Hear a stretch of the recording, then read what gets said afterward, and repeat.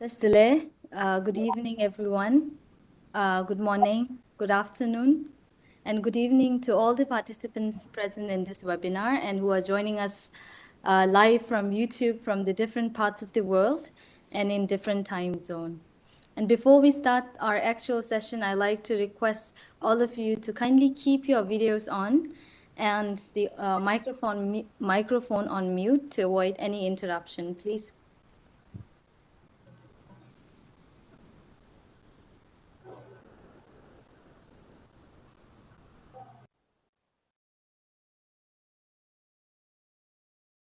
Thank you.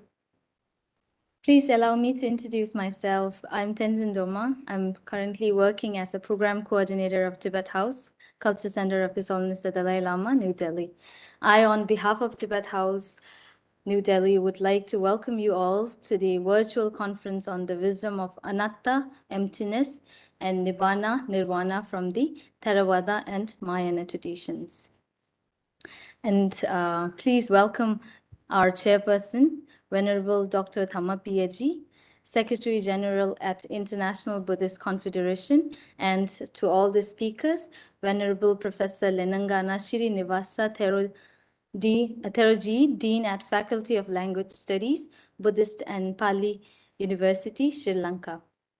Professor Chandima Vijay Bandaraji, former Vice Chancellor, University of Sri Jayawardhanpura, Sri Lanka. Venerable Geshe Nubula, Supervisor of Russian Tukdam Studies Lab.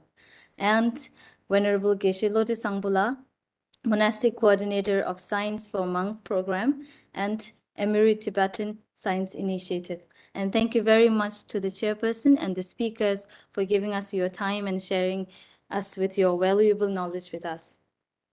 Before we proceed, I would like to share a brief introduction about Tibet House, New Delhi.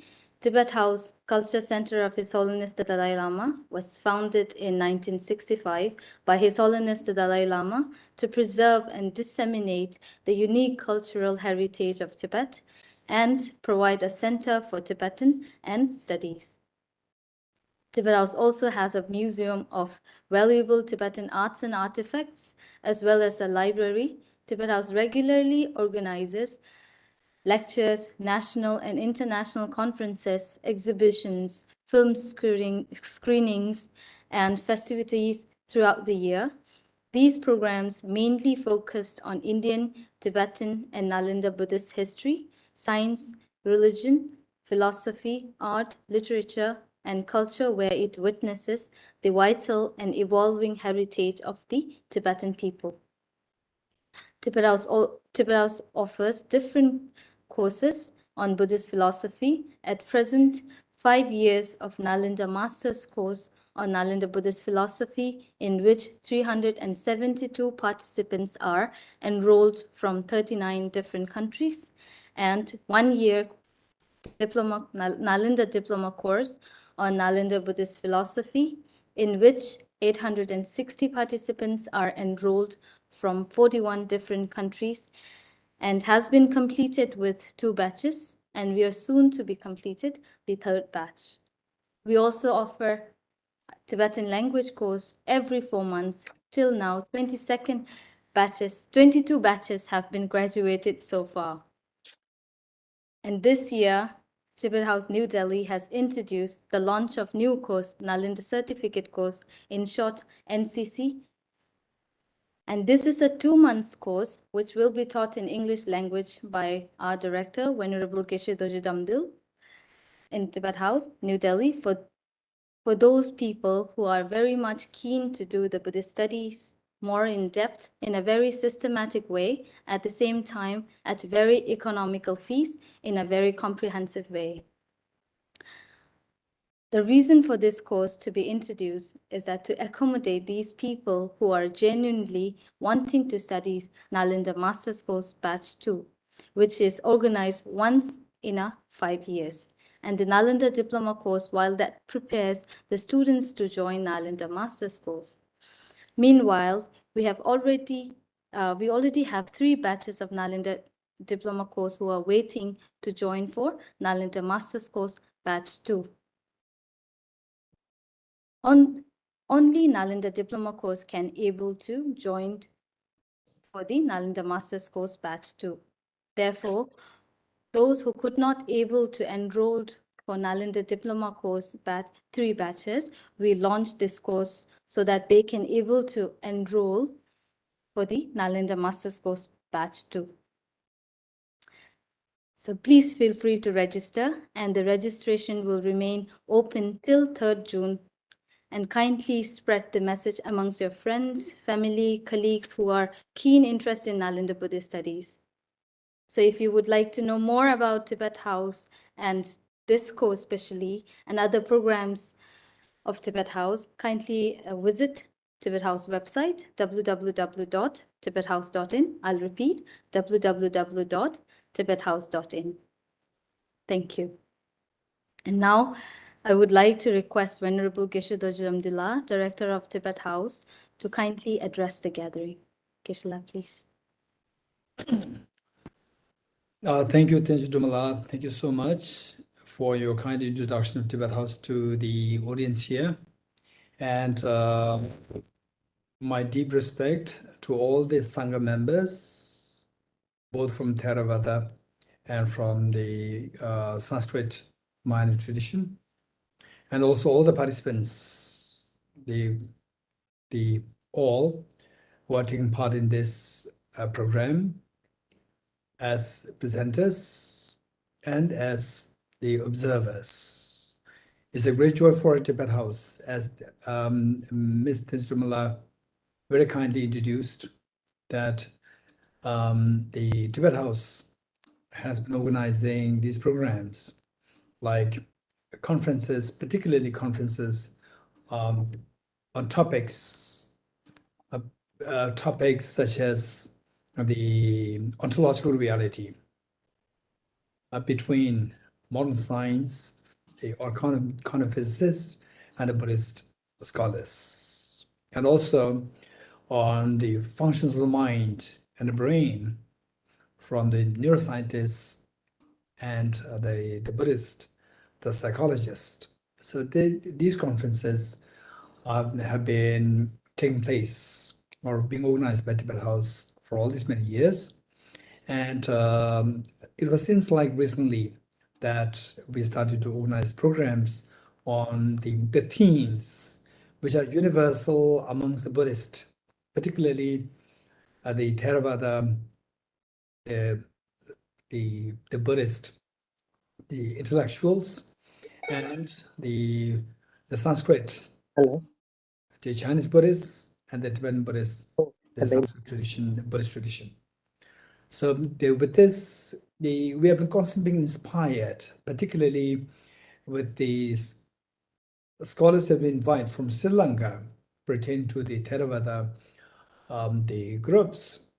We realize that there are lots to have, lots to discuss, sit together and discuss on very important points pertaining to what constitutes the ultimate reality, or Anatta, or Anatman in the Sanskrit Buddhism. And the more we interacted with the scholars, Theravada scholars from Sanskrit, from Sri Lanka, the more we see the need to be closer, the more than ever before. So with this in mind, earlier we did organize a program on Theravada and Mahayana Buddhism, and more precisely on Anatta, and seeing that there's great potential for the two traditions come together and speak on the various the topics. And in fact, His Holiness the Dalai Lama has been like one of the key factors to bring the two traditions come together closer. And the effort that His Holiness put was since as early as 1960s. And then since the last 5 years, His Holiness has been exceptionally putting effort to bring scholars from Thailand and from other places as well. I remember that twice it happened. One in Lena, Paris, that I'm not too sure, other one at Hyatt Hotel. So this is what has been happening at the initiative of His Holiness the Dalai Lama. And for information, our chairperson here, Venerable Dr. Dhammabiyaji, and who is the Secretary General of the IBC, International Buddhist Confederation, the biggest Buddhist association in India. And I've known Venerable Dr. Dhammabiyaji for all these many years.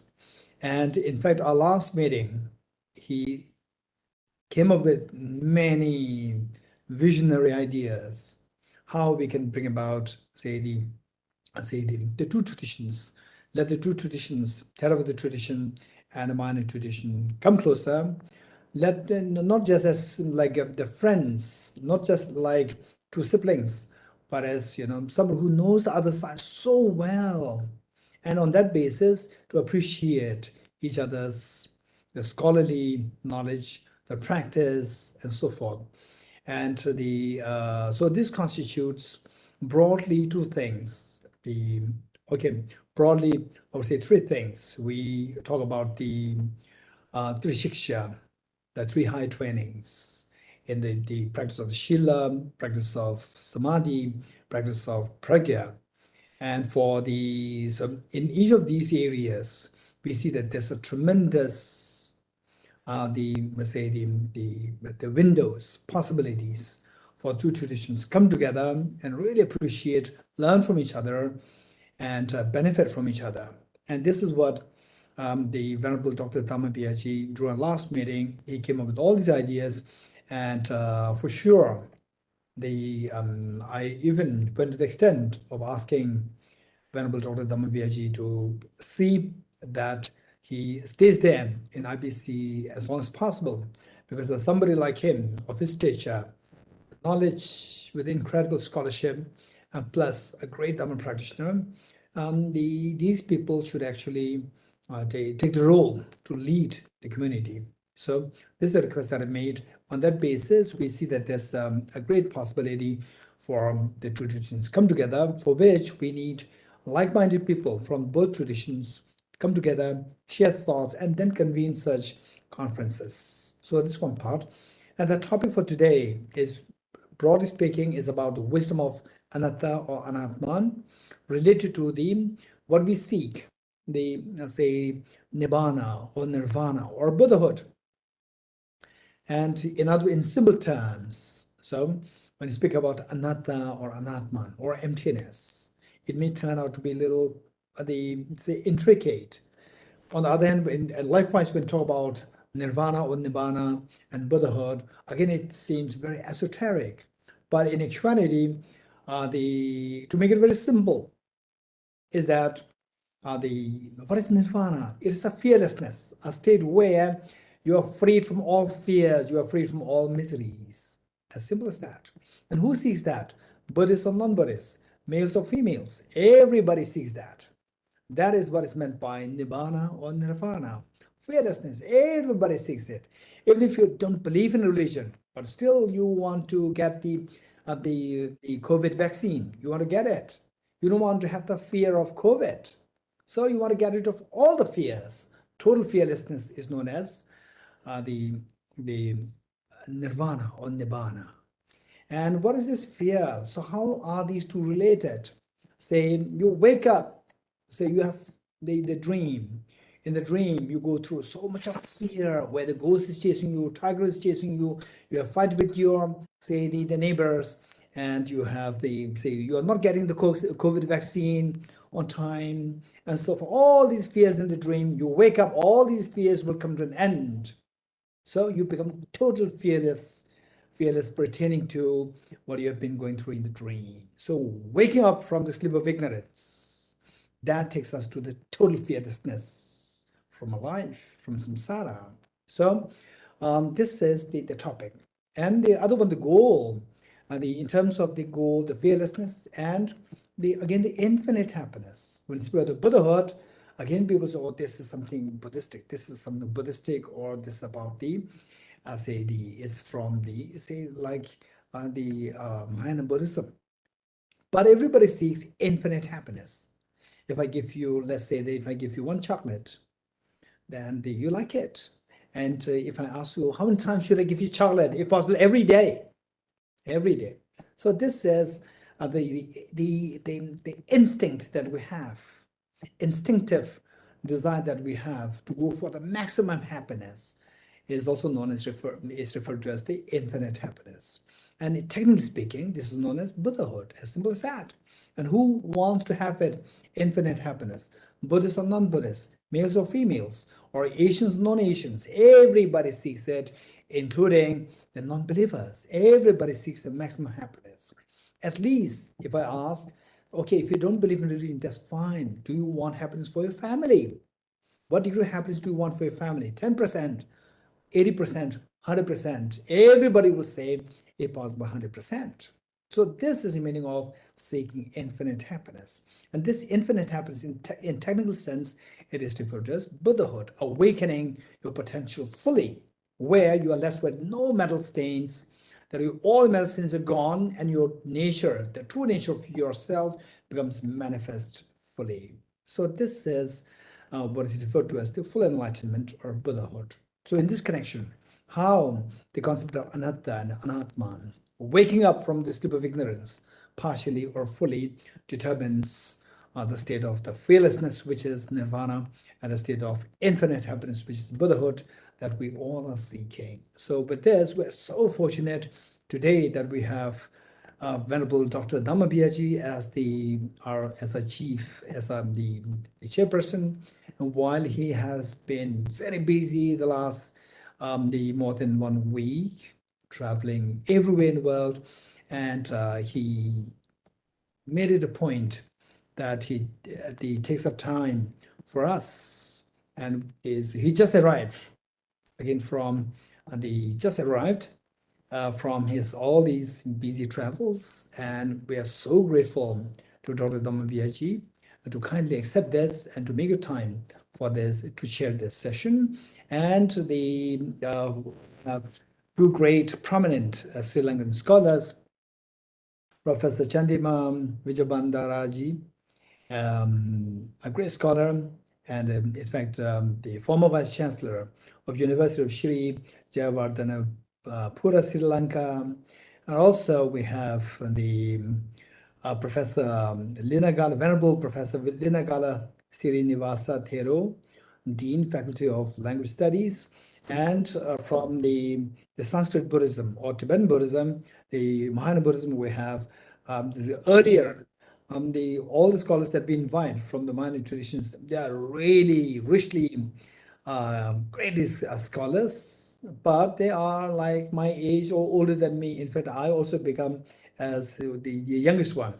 So and now we see that there are so many younger ones coming up, and why not we give the opportunity to the younger ones to let them grow, shine, and take over the responsibilities in the future. So with this, we have two young prominent scholars who completed their Geshe degrees long time ago. And also for information, they studied modern science from Emory University in America. So they have extremely good, they are being so well exposed to the modern science, physics, biology, and so forth. And now they are taking responsibilities in the various science departments within the monastery universities. And it is His Holiness the Dalai Lama who really initiated and who encouraged, who initiated that in the monastery universities, Tibetan monastery universities, big monastery universities, they introduce modern science as the subject to be taught. And two of them, they've been taking these responsibilities in their own respective monastery universities. So I welcome each and every one of you to this conference, and I'm very positive that there's going to be a rich interaction happening, and that the participants will greatly benefit from this endeavor. So thank you, Dr. Dhammabiyaji, and all the four presenters, and all the observers or the audience, all in the audience, and all those in the Tibet House team. Thank you so much. Thank you, Geshe-la. And now I would like to introduce today's chairperson, Venerable Dr. Dhammapiyaji, Secretary General at International Buddhist Confederation. Venerable Dr. Dhammapiyaji is the Secretary General of the International Buddhist Confederation, IBC. The International Buddhist Confederation is a global umbrella Buddhist body headquartered in New Delhi, India. He is also the founder of Dhamma Foundation, Secretary General of Northeast India Buddhist Sangha Council, and the founder and the chairperson for Bahujan Hitya Education Trust, and Manu Bhangu Tripura. Apart from holding these prestigious posts, he is also the professor and principal of Michelle Madhusudan Datta College in Tripura. He is also running the charitable trust residential school named Dhamma Senior Secondary School, along with the monastic education institution named Dhamma International Buddhist Academy, where over 150 Buddhist monks and novices are given monastic education and are being trained in meditation and dharma courses. Venerable Dr. Dhammapiyaji has also actively participated in several national and international seminars, conferences, and workshop symposium in India and abroad since 1994. And please welcome Dr. Dhammapiyaji. Okay. Thank you so much, Venerable Geshe Dorji Damdulji, also our moderator, Tenzin Domaji, Venerable Masters, friends in Dhamma, brothers and sisters in Dhamma, Namaste to you all. The topic today we are going to discuss is a very, very fascinating and important. And it is something ontological, metaphysical, and philosophy. It's a conceptual, you see. The concept of Anatta or Anatma and the concept of Nibbāna or Nirvana relating to our understanding of Sunyata.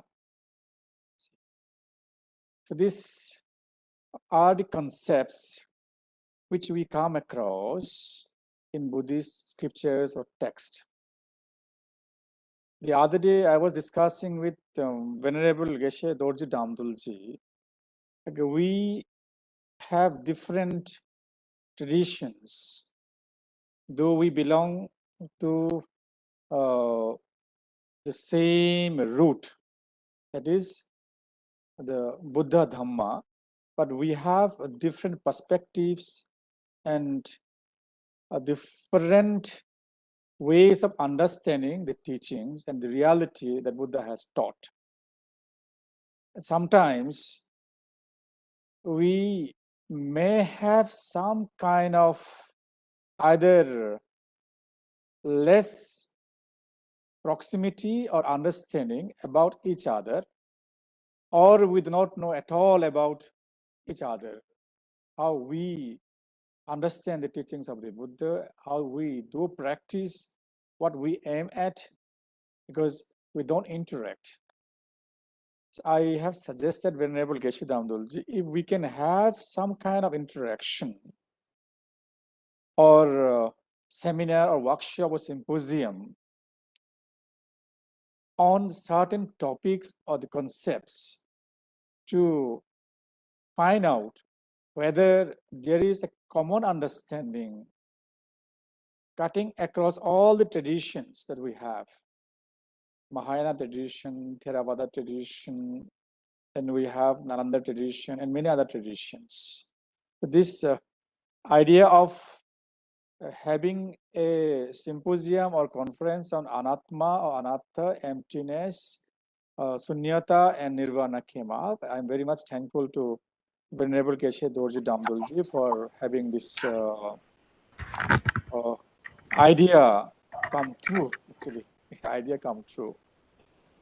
This it sounds like metaphysical or philosophical or something ontological, but definitely these concepts have their ground on real life experience. Without physics, there cannot be metaphysics. Because metaphysics is something which is beyond physics. Before trying to understand the metaphysics, we have to understand the physics, the reality, the physical reality. So, for example, take the concept of anatta or anatma or self or non-self. Right. So, before we try to understand what is anatma or non-self, we have to understand what is self, what is meant by self. Whether there is something called self or no self is a different issue. But we have to first try to understand what is self, how it is being explained in different traditions. Then we can go beyond, transcend, right? In Buddhism or in the teachings of the Buddha, we find a term called Atta or Atma, which may be referred as self,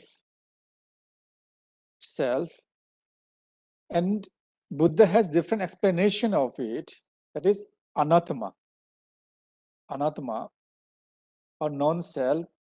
Many people they translate it as non-soul. Self is a soul, or this atma is a soul, and anatma is non-soul, something like that. But I feel it is not soul or non-soul. We have to understand from the perspective of the two realities, mainly two ultimate realities, the nama and the rupa, that is the physical reality and the mental reality. Right.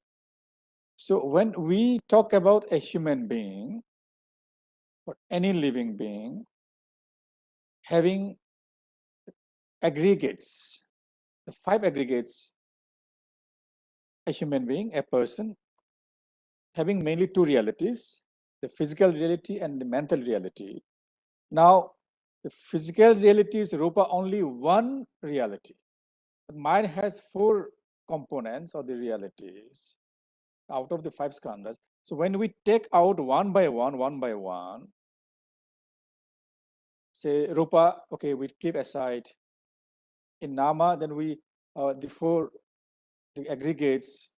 It's vedana, sanya, sankhara, vijnana. The 4 aggregates. We take one by one, and see what remains. Nothing remains, right? So when nothing remains, nothing means what? Nothingness. That is emptiness, or there is nothing called eternally immutable entity that continue to exist. That's how the concept of anatma or non-existence of some eternal entity came off. So this is to be understood in relation to the concept of nirvana again, where it is said one who attains the arahatship attains nibbāna or nirvana, where all the defilements are fully uprooted at the root level, no defilement remains, and the wisdom is ripened. That is, the samadhi and the panya, it goes to the level where there is nothing left to be unknown or unexperienced. So at that level, one transcends all the physical experiences.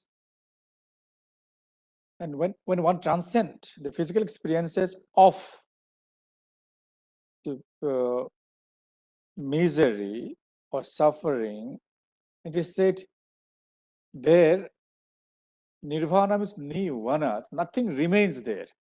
Nothing remains. Whatever we have been experiencing as conditions or causal conditions which create the experience of suffering don't remain. So again, see, this it goes to the level of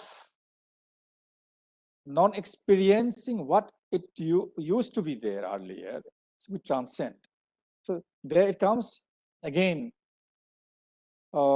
nothingness, emptiness. So these are ontological concepts. So I'm happy to invite the first speaker, Professor Chandima Vijay Bandara, editor, the Satipatthana, and former Vice Chancellor, University of Sri Jayawardhanepura, Sri Lanka. Professor Chandima Vijay Bandara is a professor at University of Sri Jayawardhanepura, Sri Lanka, and also a former Vice Chancellor of same university. He has done his PhD at Lancaster and received a Doctor of Letters in Pali and Buddhist at Buddhist University, Sri Lanka. He has authored 30 books from different disciplines. Professor Chandima Vijay Bandara will be speaking on the wisdom of Anatta or emptiness from the perspective of Theravada tradition. So may I welcome Professor Chandima Vijay Bandara, please.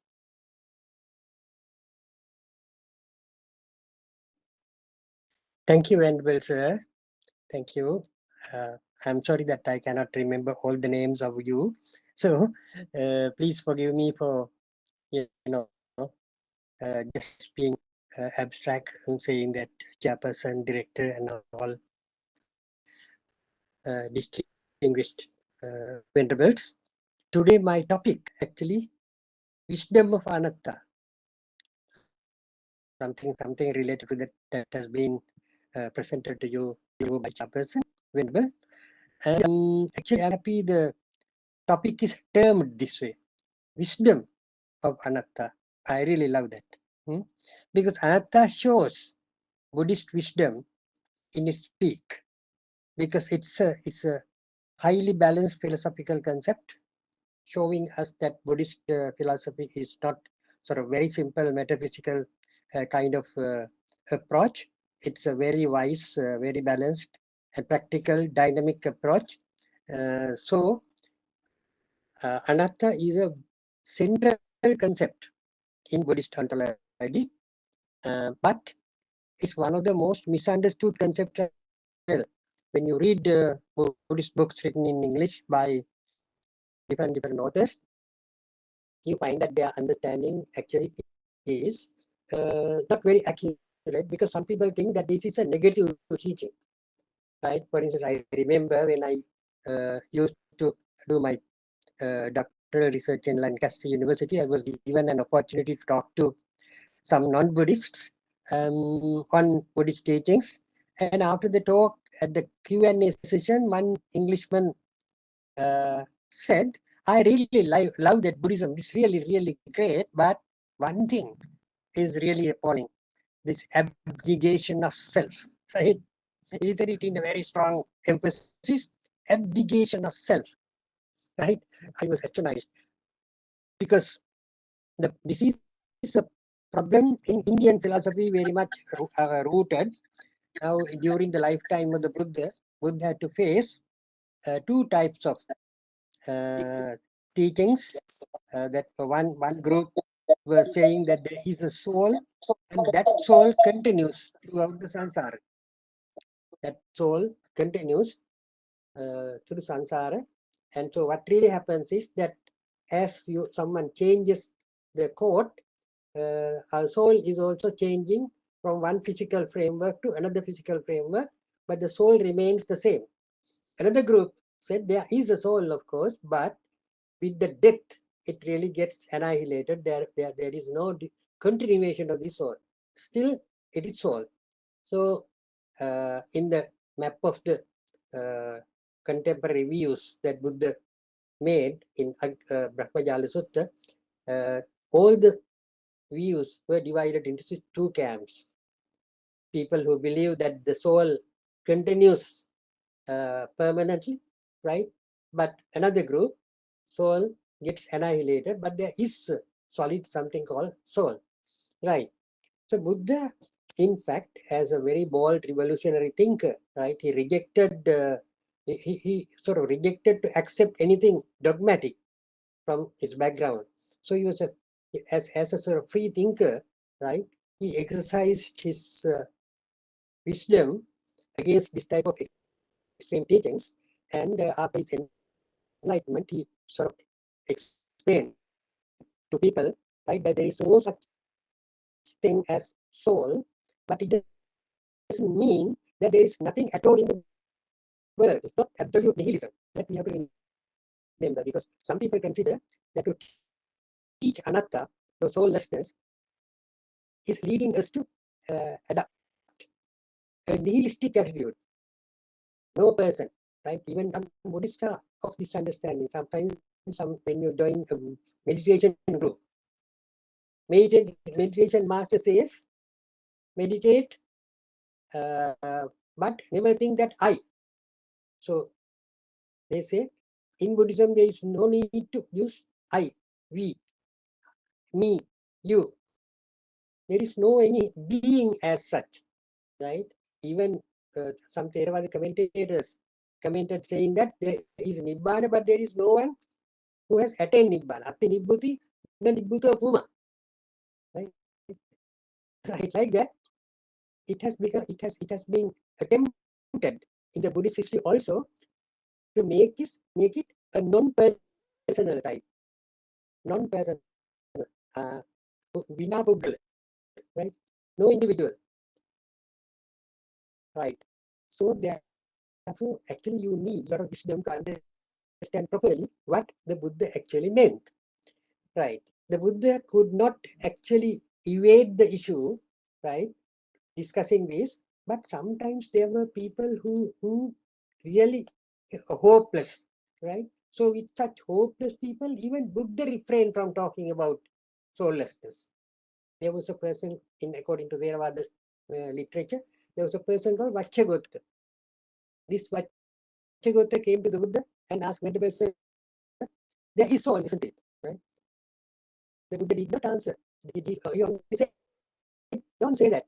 Then, yeah, understanding there is no soul. The Buddha said, don't say that. Then he combined both.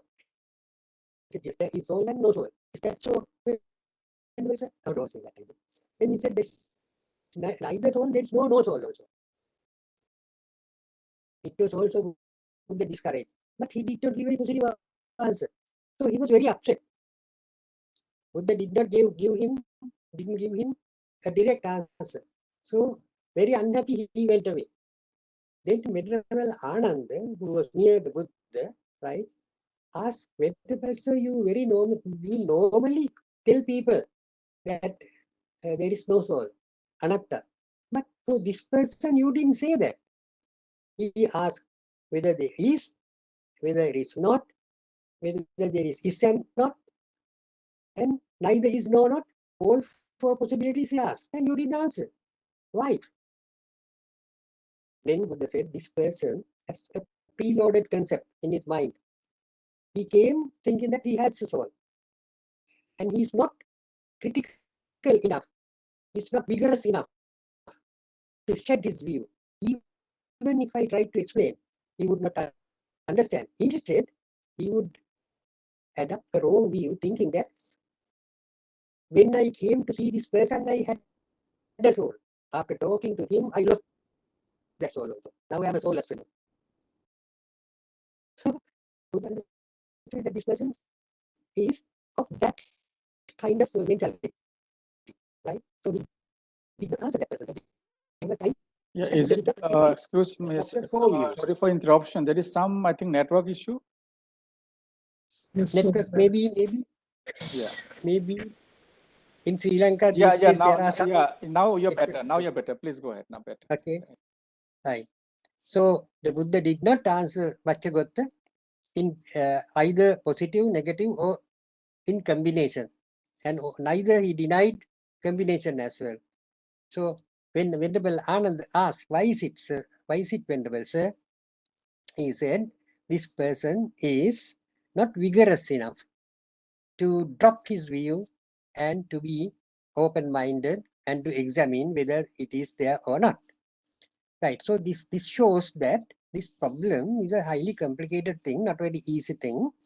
But as the problem was there in Indian religious background, the Buddha had to sort of deal with that, and he dealt the most possible manner, not going to any extreme. He followed the usual middle way, right? So that is why having a sort of Buddhist definition to that soul, he used Anatta, and many Western people find it very difficult to understand. But I read one Roy Wilson Organ.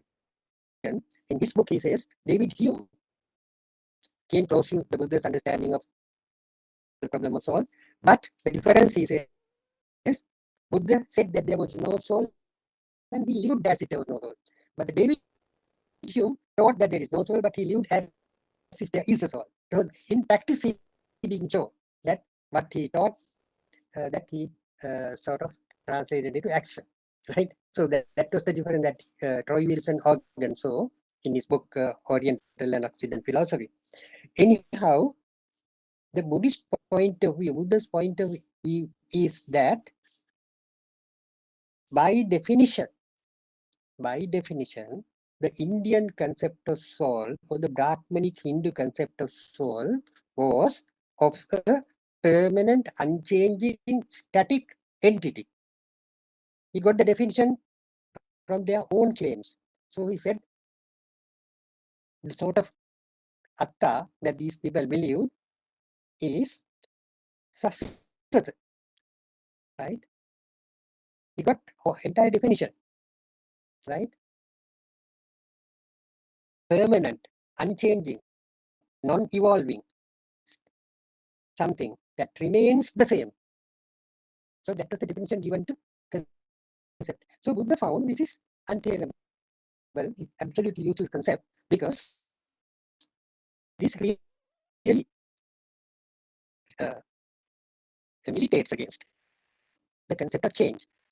Because Buddhism starts with the concept of change. Anatta is a term used in Theravada. Theravada starts with Anicca, Dukkha, and Anatta is the third term. So you start with understanding the impermanence. So when there is universal impermanence, it is I think again network problem. I don't know whether my network problem or we human beings. Are yeah, you okay, come. do you Yeah, hear yeah, me now now? better.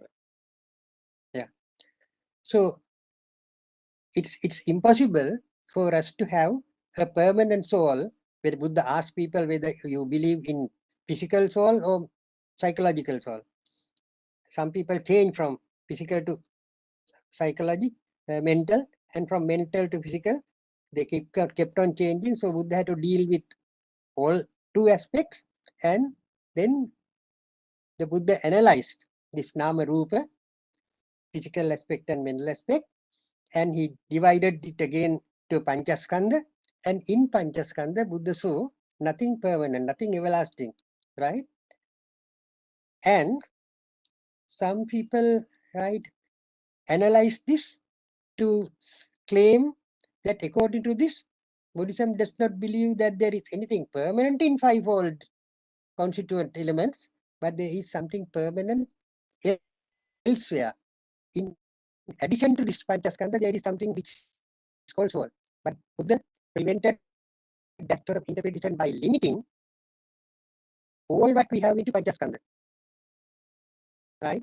All what we have is, according to Buddhist definition, limited to our sense experiences, what we see, what we hear, what we touch, what we eat, and all that, and also to Panchaskandha. And beyond this, no one should accept anything, any other element as existing.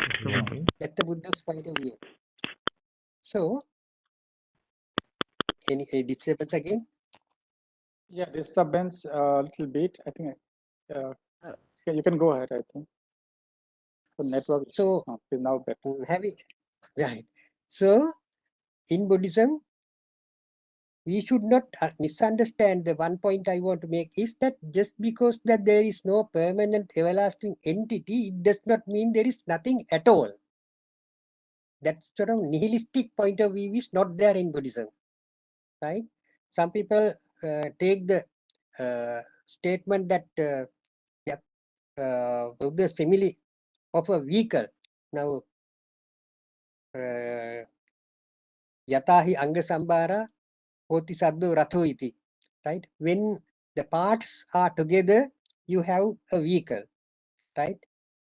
Then you remove the part, you disassemble the vehicle, and then the vehicle is no more, right? The same way some people say, you understand that way there is no soul, but you reassemble, and then there is again vehicle, you can travel in that. So in Buddhism, the point of view is that we are not absolutely non-existing. We are there. Satta, the Buddha accepts. And I, we, you are the terms that even Buddha used. Buddha said, Aham Satta Anuttaro.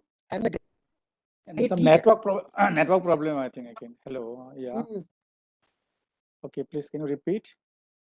In Sri Lanka, these days we okay. have this Now network better. problem. Now better, please. Okay.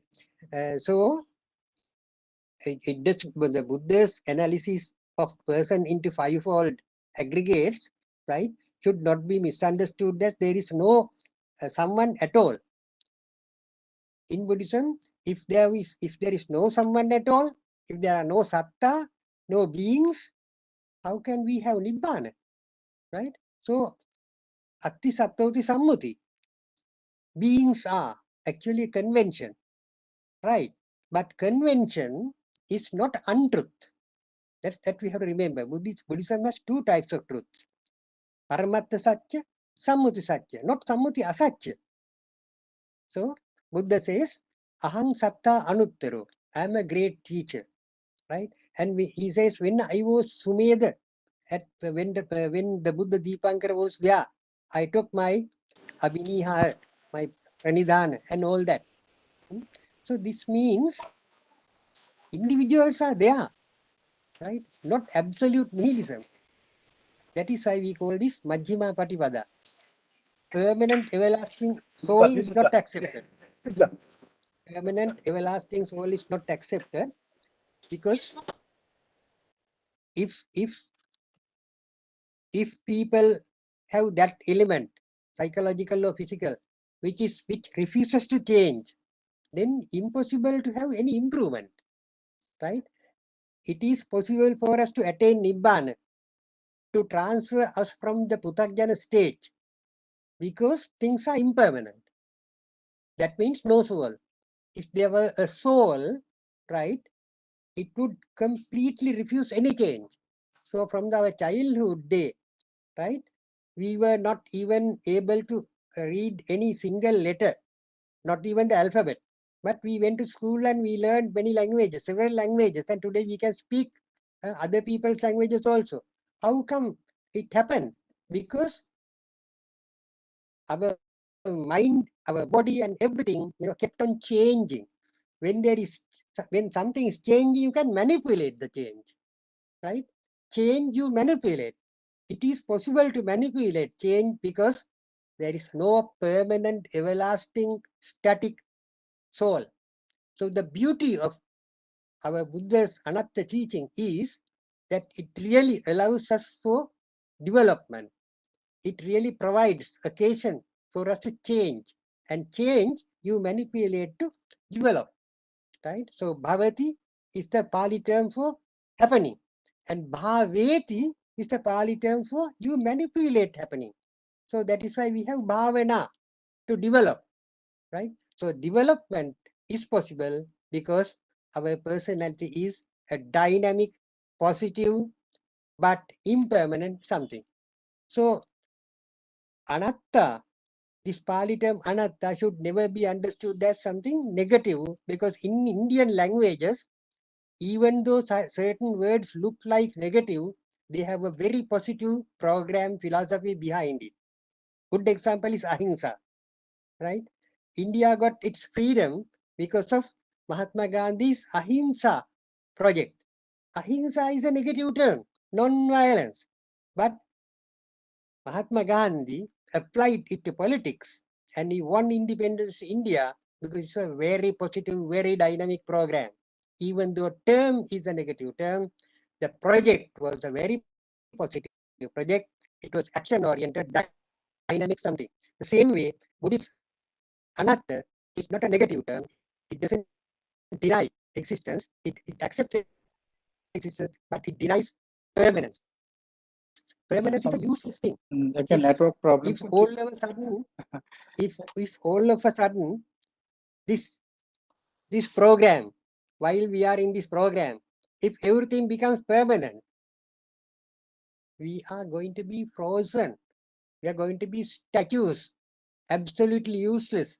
We wouldn't even know what happened to us because thinking is also going to be frozen. Nothing will happen. So it's a hopeless situation. So impermanence, we are impermanent because it is a blessing to be impermanent, right? So there is no permanent soul in Buddhism. Buddhist explanation of soul is impermanent soul, impermanent selfhood, not soul. If we are people living. The Buddha was living. He was born in the human world, grown up, learned many things, attained Buddhahood, Paranibbana. The same thing will happen to us because we are impermanent and we are soulless. So the beauty of it is that it allows for ethical programs. We can be good, we can improve, we can develop, we can Nibbāna. Everything is possible because we are soulless. Right. Can you conclude, please? Sure. Yeah, this is the conclusion, right? So thank you very much for being good listeners. Bye-bye. Okay, thank you so much, our Professor Chandima Vijay Bandaraji, for your Vijay Bandara. Vijay Bandara, right? Okay, G means we say with respect in India, right? Okay. Now, next speaker, first we'll request the speaker to speak, then maybe at the end we will have a Q&A session. If any question is there, you may raise your hand or ask question. This each speaker is allotted 20 minutes. So if there is still more time required, you can see. May I request now our second speaker, Venerable Geshe Nawang Norbu Ji, Supervisor of Russian Tukdam Studies Lab. Venerable Geshe Nawang Norbu is from Seraje Monastery by Lakupi, India. He joined Seraje Monastic University for Advanced Buddhist Studies in 1992. He has attended several science workshops organized by Science for Monks. Later, he was selected for Amori Tibet Science Initiatives, ETSI, workshop. He was a recipient of Tenzin Gyatso Scholarship in 2010 and studies at Emory University, Atlanta, USA. He was in charge of Seraje Science Center, and he was also a former director of Seraje Modern Education Department. Presently, he is a supervisor of the Russian Tukdam Studies Lab. May I invite Venerable Geshe Nawang Norbu, please take over. Venerable will be speaking on the wisdom of Anatta or emptiness from Mahayana perspective. Please, Venerable.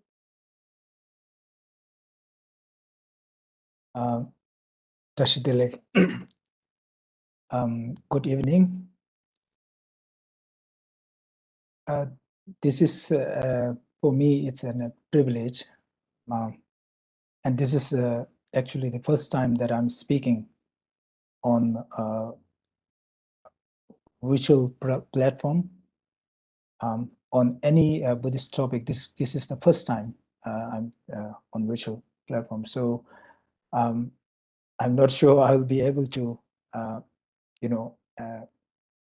present the Mahayana traditions, the topic on emptiness, which, as you know, it's very vast, and also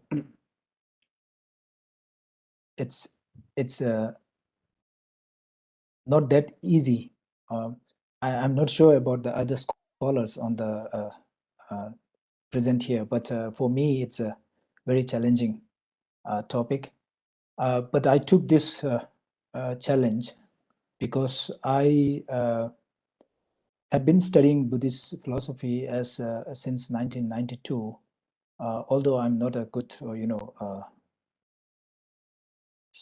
student, but I still, get opportunity to listen to many amazing masters. So my presentation will be basically what I heard, not I experienced. So, this is just a warning that don't expect something something profound or deep meaning out of my presentation.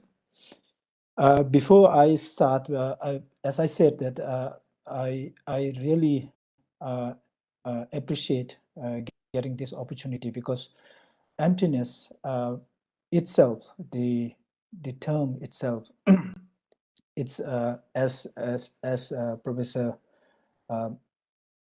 Chandama has said, it's a sometimes like it's an English term which is vague, like people are not able to understand what emptiness is. Sometimes they fall into, they understood it as something nihilistic, or so that's why it's a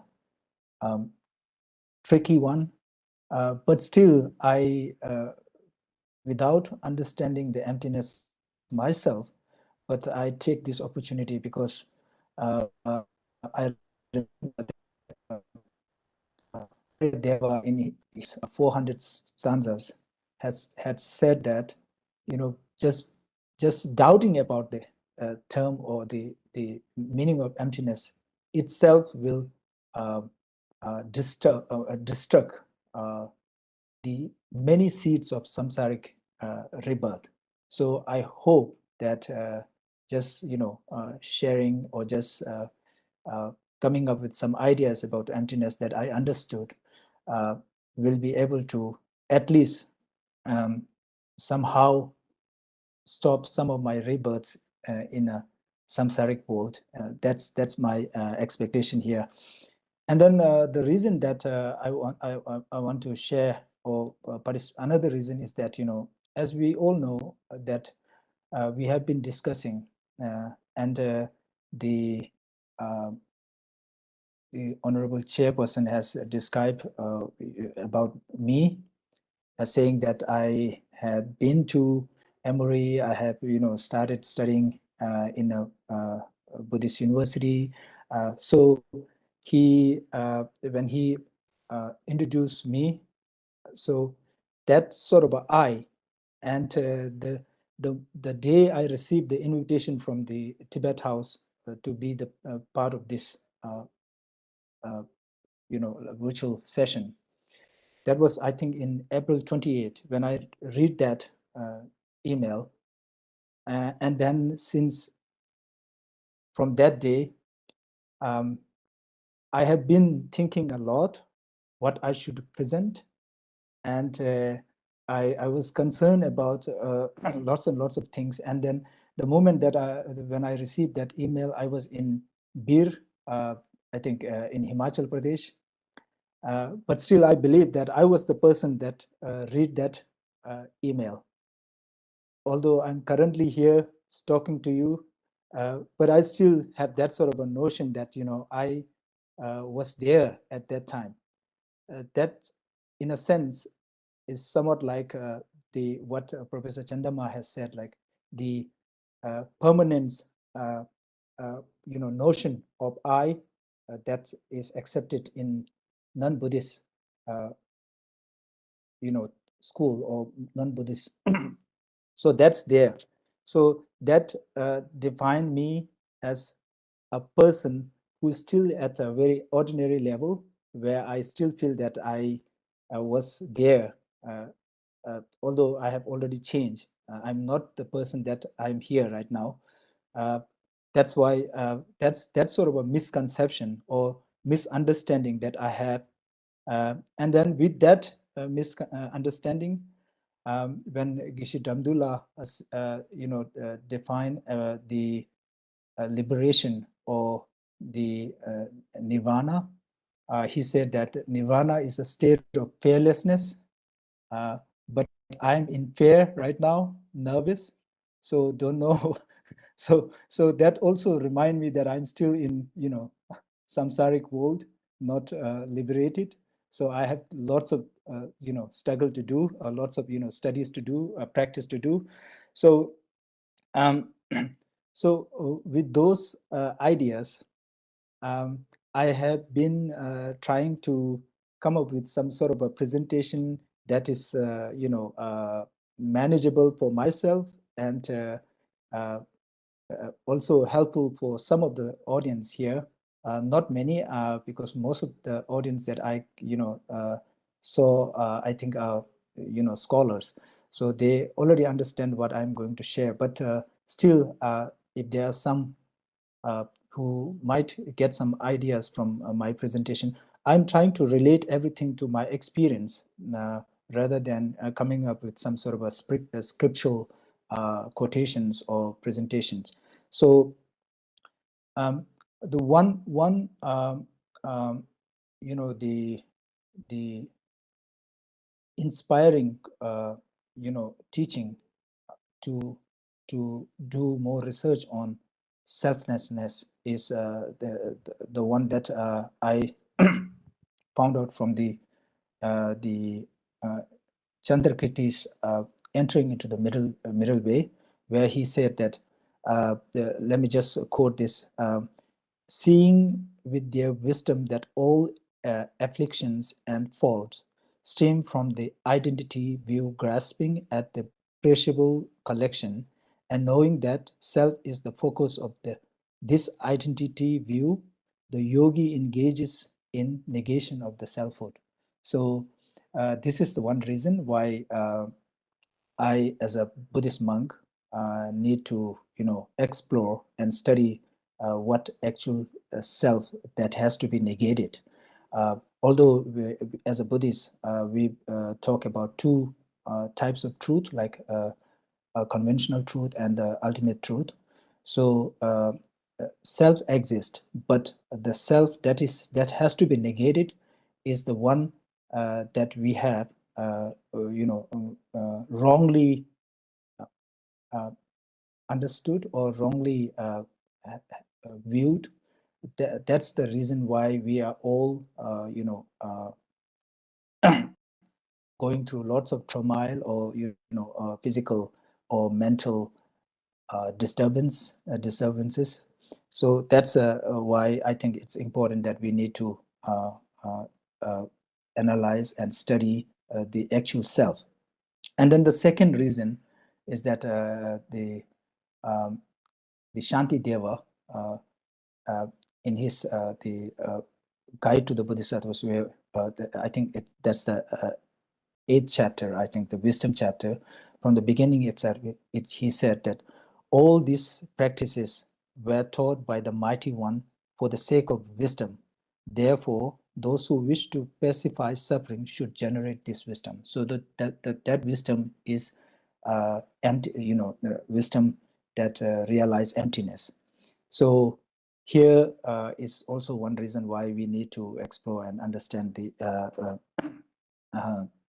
the nature of self that we have to negate.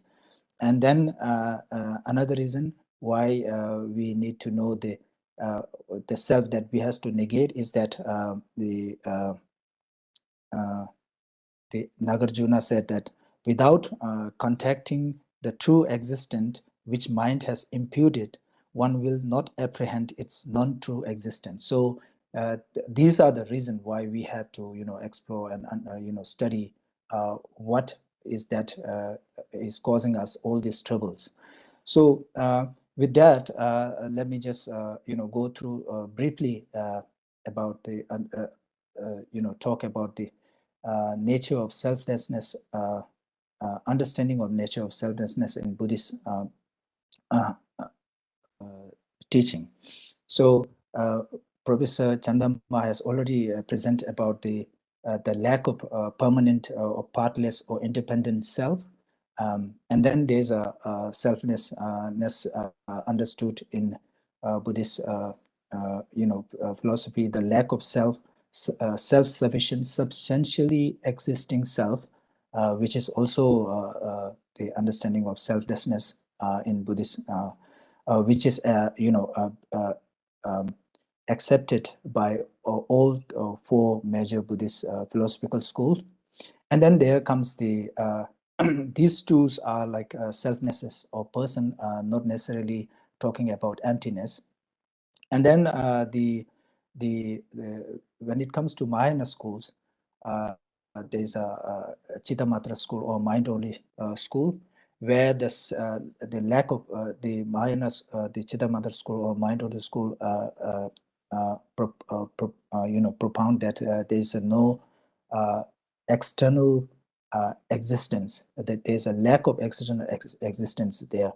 So when they say that there's no external existence or like objects or phenomena other than that is that is the nature, the oneness. They are the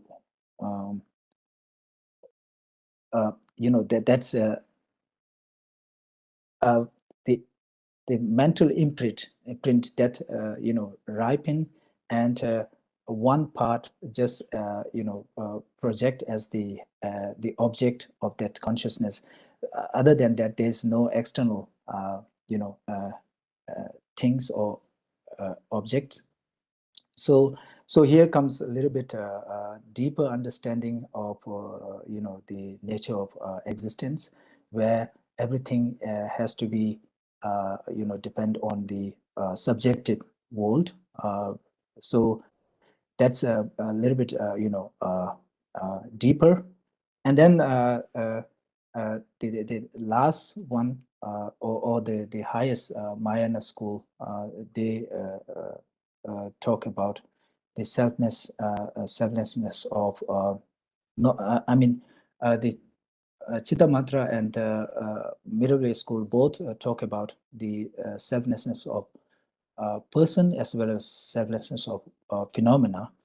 But the reason that the Mahayana school or the Madhyamaka school gave about the selflessness is because of there is no self which is independently or inherently existing. So empty of that is the emptiness. And then the emptiness doesn't mean that, as Professor Chandama said, nothingness. Emptiness means empty of that inherently existing entity. That's the point where, and then the reason is that because everything is dependent. So the philosophical school basically, when they establish the two nature of selflessness of a person from the Madhyamaka school, the reason for the selflessness of a person is mainly the less is the understanding is given through the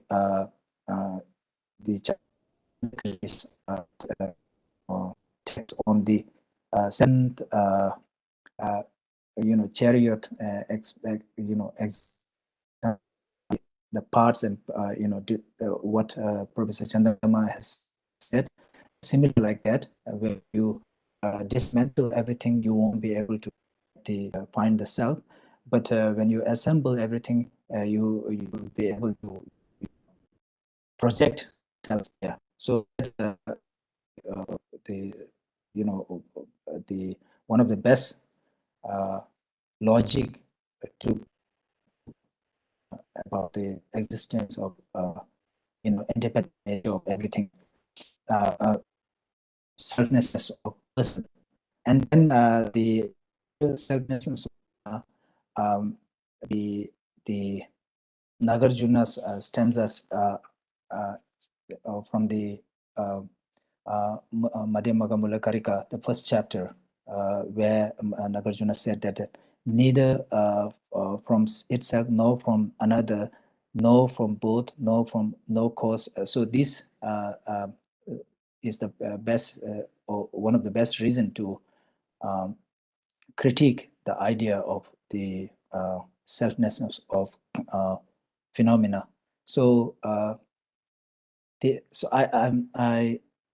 I am not sure whether I'm making clear or not, but that's what I think is very important for us.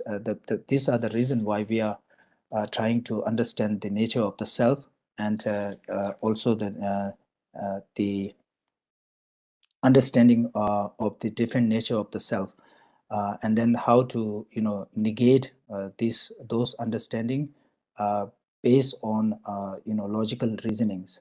So here I feel that the different schools understanding of nature of self is somewhat like steps of stupas, where the foundation level, where you have this non-Buddhist schools understanding of self, which is very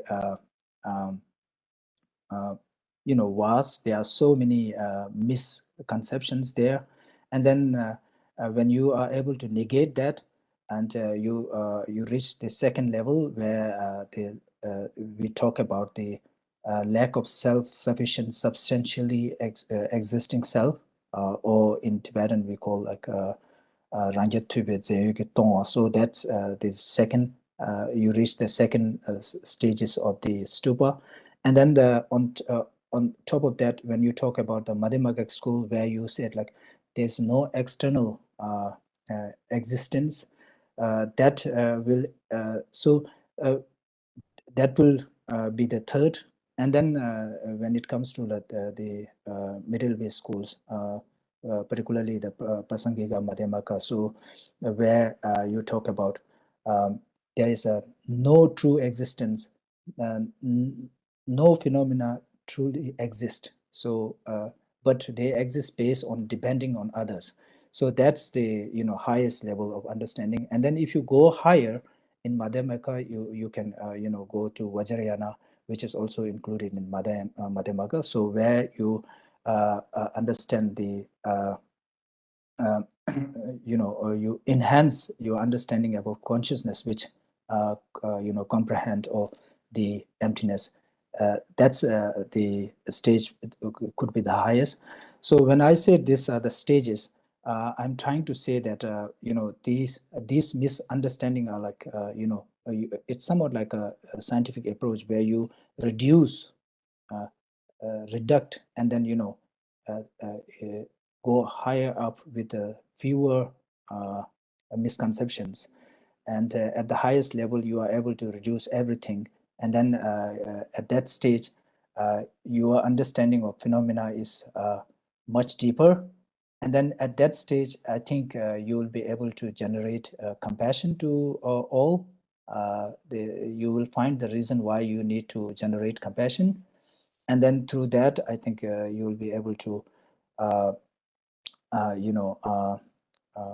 rigorously practice. Yeah, for 5 more minutes, Venerable, maximum. Okay. Okay. So that's what I think that I want to present. So these different level of understanding. If you, I think there are lots of examples that I can give for each level, but I think with the limitation of time, I'm not going to go into those things. But still, I think the each level will reduce your afflictive emotions, because the fodder for the afflictive emotions are reduced as you go on, and then gradually, when you are able to understand the ultimate nature of the self, or ultimate nature of the emptiness, which is the highest level, where everything is interdependent. So that understanding will definitely give you a better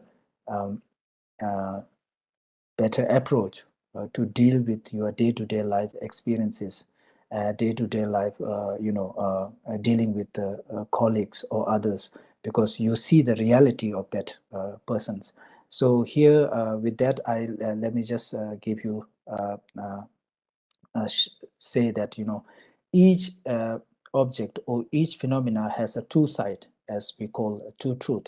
One is at a conventional level, and one is at the ultimate level. So if we are able to see both of them, and then able to reduce the gap between the appearance and the reality, then there is a way that we will be able to deal with each and everything much more sophisticated, much more efficient. That's how the reason of knowing the emptiness in Buddhist understanding is very necessary for not only for the Buddhist practitioners, but for the normal people. If they are able to understand these phenomena, their way of dealing with the things will get much more enhanced. With that, I would like to thank everybody for your attention and your aspiration to study this phenomena. Thank you.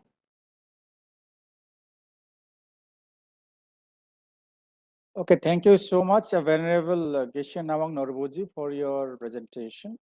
So we have heard from two eminent scholars on the wisdom of Anatta, Anatma, selflessness.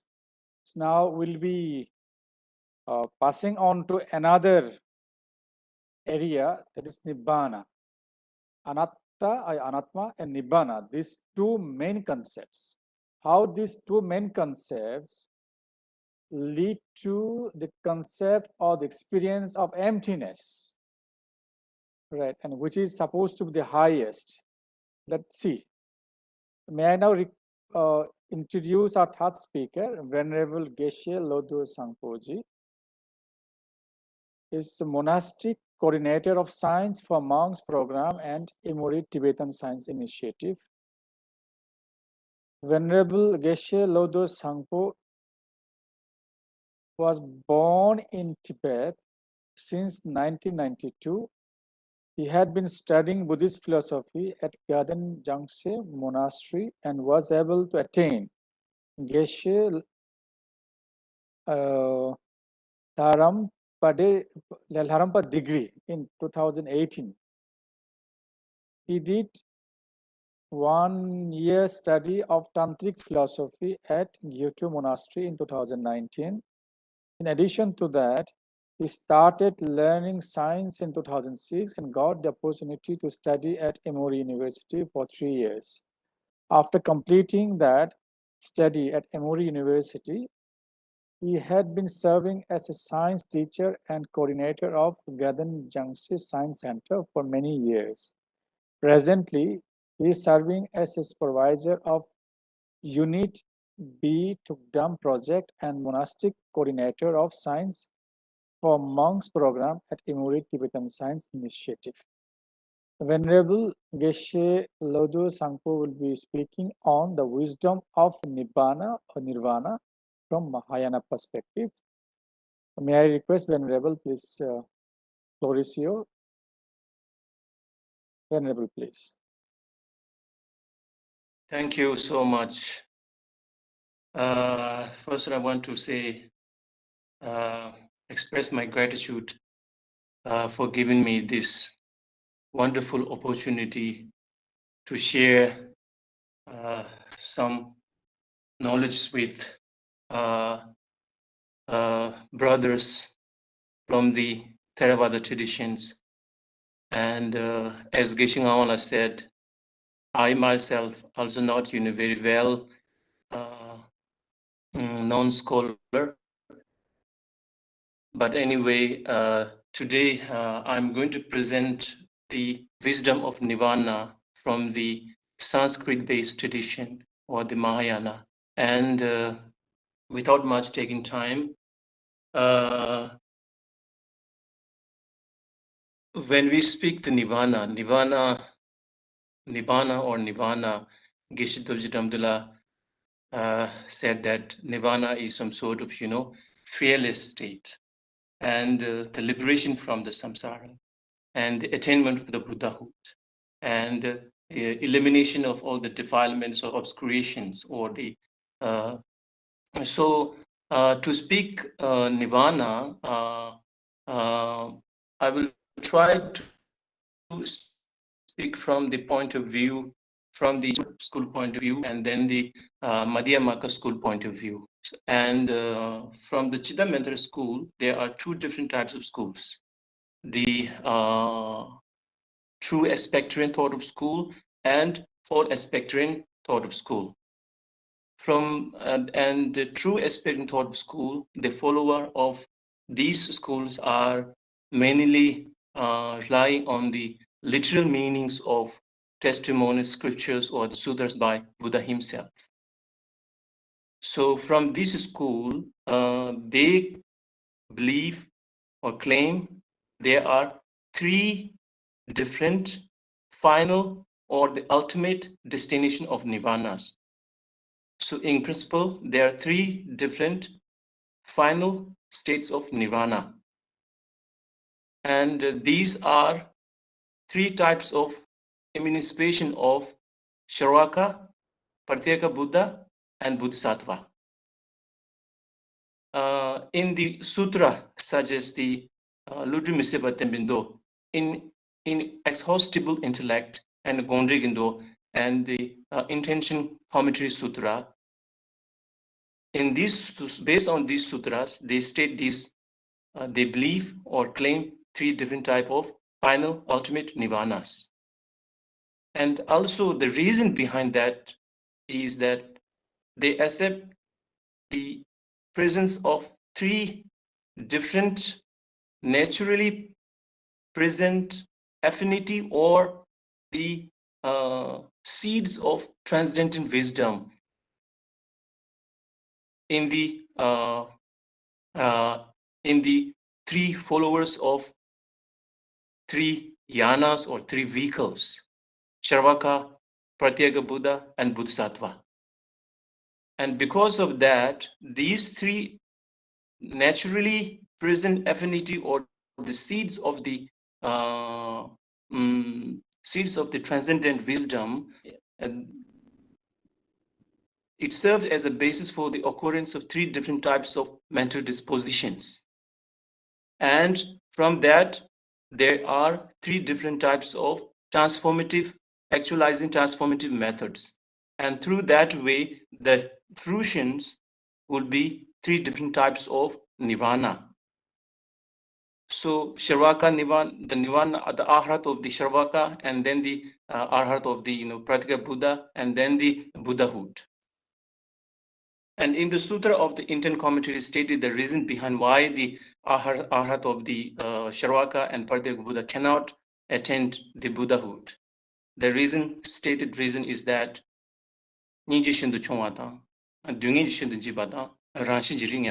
so basically what it says is that they have a very limited compassion and very much frightened to the suffering, and their natural personality is some sort of weak.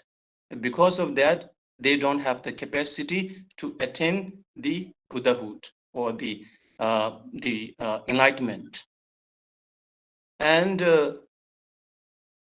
in the frame of these three different types of the nirvana, we can also speak two different types of nirvana. So nirvana with reminder and nirvana without reminder. So nirvana with reminder is just kind of, liberation from the samsara. Once you liberated from the samsara, you can attain the nirvana with reminder. And without reminder, in this school, specifically to the arhat of the Sharvaka, the definition or the difference between Nirvana with remainder and without remainder is made on the basis of breakage of the continuity of all the psychophysiological aggregates. So at the time of attaining Nirvana without remainder, the succession or the continuity of the all psychophysiological aggregates dissolves or break down to their final disintegration. Since the abode or the basis of all these defilements are dissolved and disintegrated, the defilements and obscuration are also said to be naturally eliminated or naturally dissolved as a byproduct, not because of applying right views or right antidotes or through the process of meritorious actions or skillful means. And now, if we speak from the false spectrum of the Chitta school, in this school, the follower or the adherent of this school are mainly relying on the logical approach instead of taking literal meaning of the sutras. So from this school, they claim only one ultimate Nibbāna, not three.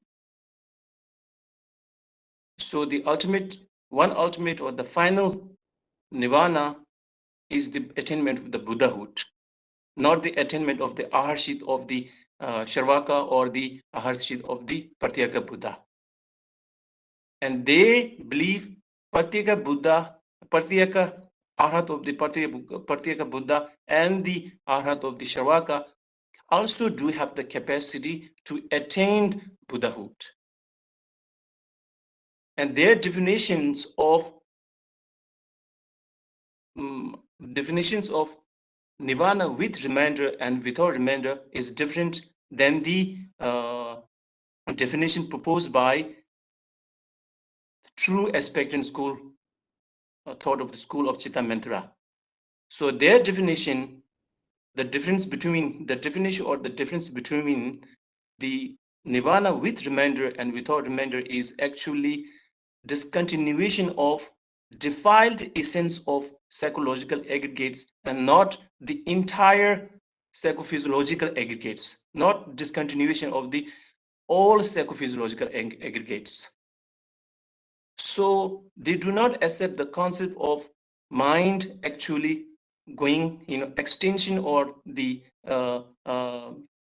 going extinction or the disintegrating into some sort of dissolving into nothing or something like that. So the reason is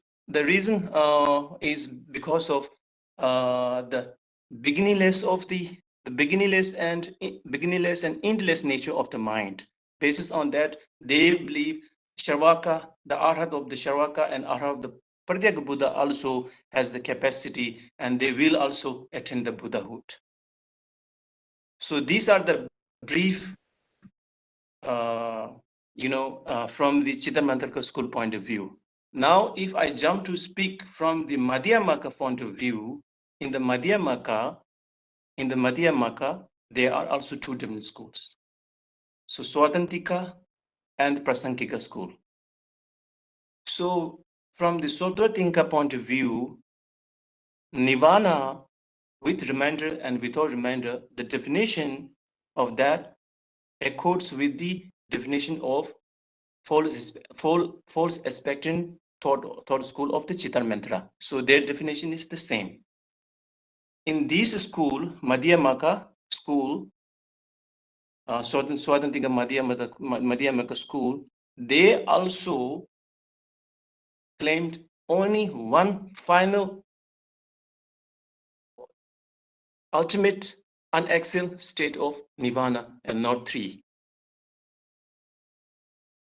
They also claim every living beings, not only the Arhat of the Sharvaka, and Pratyeka Buddha has the opportunity or the potential to attain the Buddhahood, but all living beings, there is one stanza which says, Zosang Kunin Troshita, Tijinye Meshita, and Ryushina Lijenko, Tab Sanji Nibochen. Basically, the reason behind that is the Buddha's teaching or the Buddha nature or the Buddha's, the blessing is radiating from everywhere and every direction, and every living being has the nature, Buddha nature. Every living being has the Buddha nature, and since every being has the Buddha nature, every living being is the embodiment of the essence of the Buddhahood.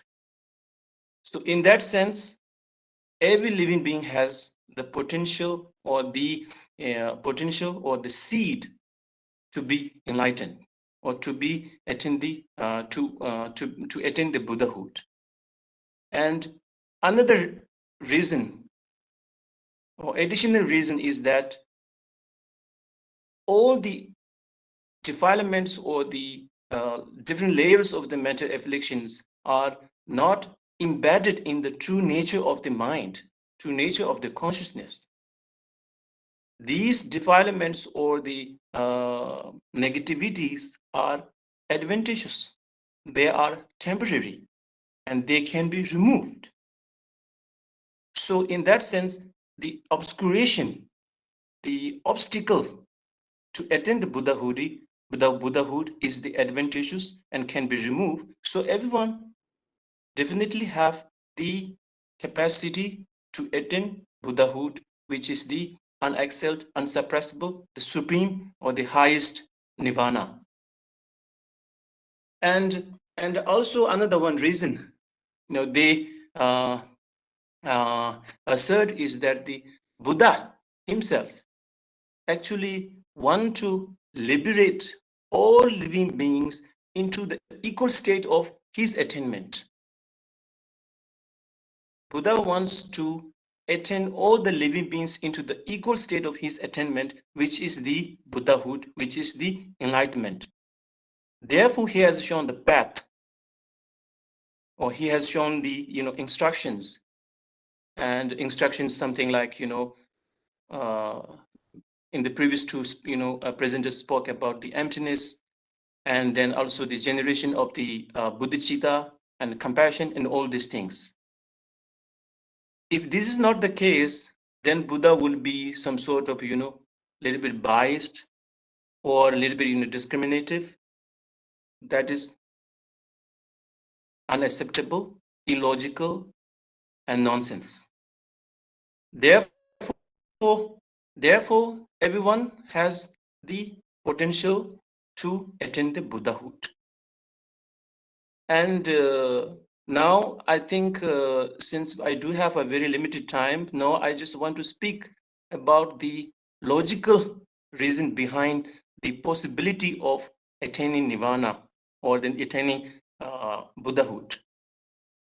Logically, to justify the possibility of attaining Nirvana, first we need to justify the possibility of eradicating all the negativities, all the defilements, and all the obscurations. So in order to do that, the only possible or realistic approach would be finding the root cause of all these sufferings. Finding the root cause, identifying the root cause of all these sufferings, and then targeting it. Once you know the root cause of all these sufferings and miseries, then just identifying the root cause is not enough. First, what we need to do is we need to dig more deeper nature of it. Its deeper nature, such as the modes of its apprehension, and then the mental, then its mental aspect, and then its object. Yes, and through these, sorry, another 5 minutes, please. Okay. In this assessment, we can understand that the self-grasping of person and self-grasping phenomena are the origin or the root cause of all the suffering. And we can easily understand these notions or the perceptions are distorted, and these perceptions are deluded.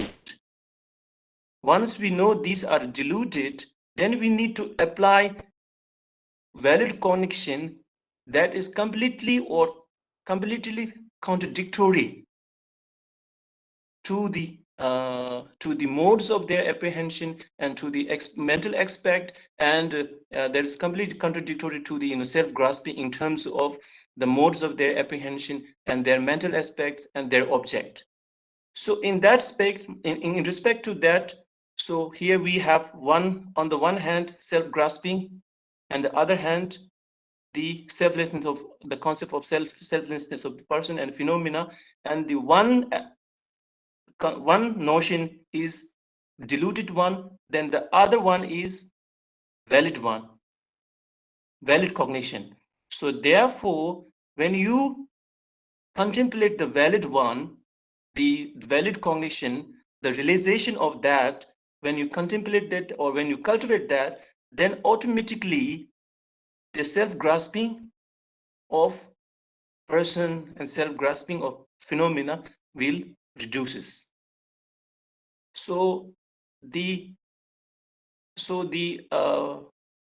opponent force or the antidote to challenge or to overcome the self-grasping of person and phenomena is just seeing the emptiness nature of this thing. So let me wrap up by saying that by critical investigating and habitual contemplation on the true nature of the reality of the selflessness of the person and selflessness of the phenomena, with the two types of the meditative technique of single-pointed meditation and analytical approach, one can truly gain the mental stability and the special insight on the true nature of reality. And once you get a special insight, then by rigorous and constant effort, your realization will progress from critical reflection to the logical conviction, and from conceptual understanding to direct experience, and from direct experience to transcendental wisdom.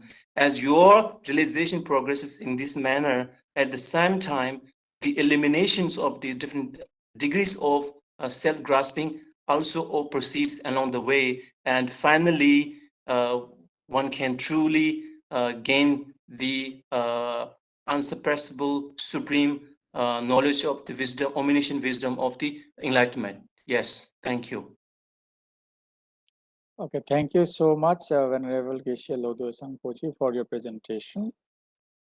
Now we have fourth and the last speaker who will be speaking on the wisdom of Nibbāna, Venerable Professor Linagala Srinivasa Thero, Dean, Faculty of Language Studies, Buddhist and Pali University, Sri Lanka. Venerable Linagala is a Sri Lankan-based Buddhist scholar, currently serves as Dean and Associate Professor at the Buddhist and Pali University of Sri Lanka. He has published many research papers and books on Buddhist philosophies which have received several recognitions. He has presented many papers on national and international platforms, such as Buddhist Analysis of the Universe and Modern Scientific Investigations, the Third World Conference on Buddhism and Science, Mohidul University, Thailand, 2010, and many more. So, Venerable Professor Linagala Srinivasa Thero, please, floor is yours. Venerable Professor.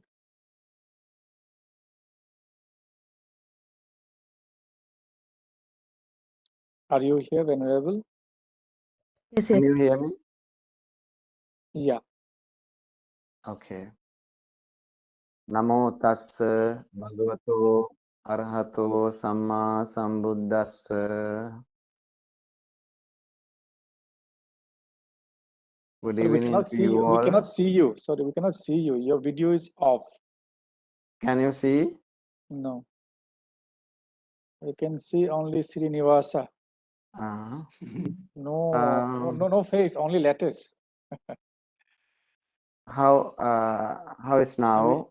No, maybe you have to switch on the video. I'll try.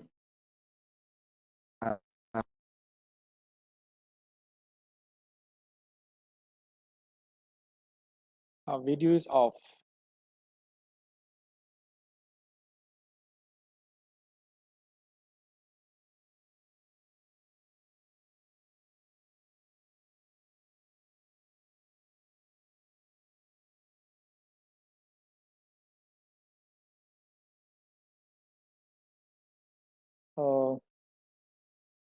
Yes, now you are visible now. Venerable, most welcome, please.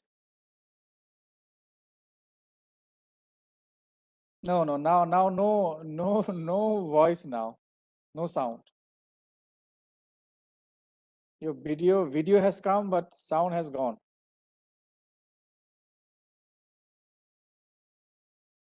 No. Is it okay? Yeah, now put are okay. Yes, Good. please go ahead.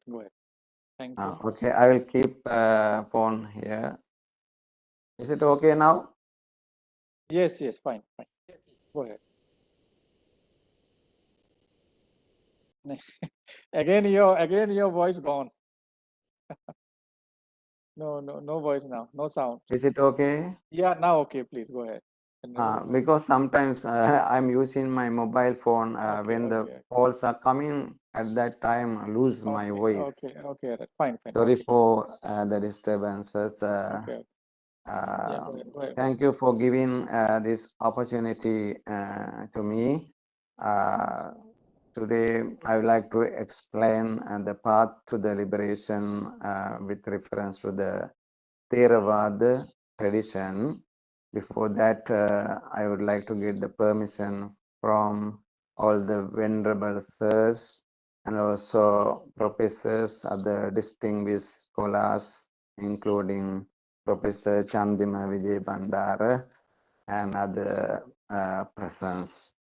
When we talk about the liberation in a Buddhist sector, we have different ideas, different views.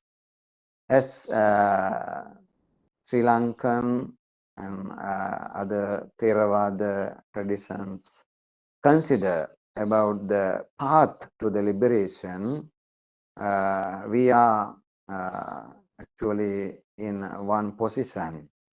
When we see the other countries such as Korea, China, Vietnam, Tibet, Bhutan, and many other countries, we can see different practices, different views.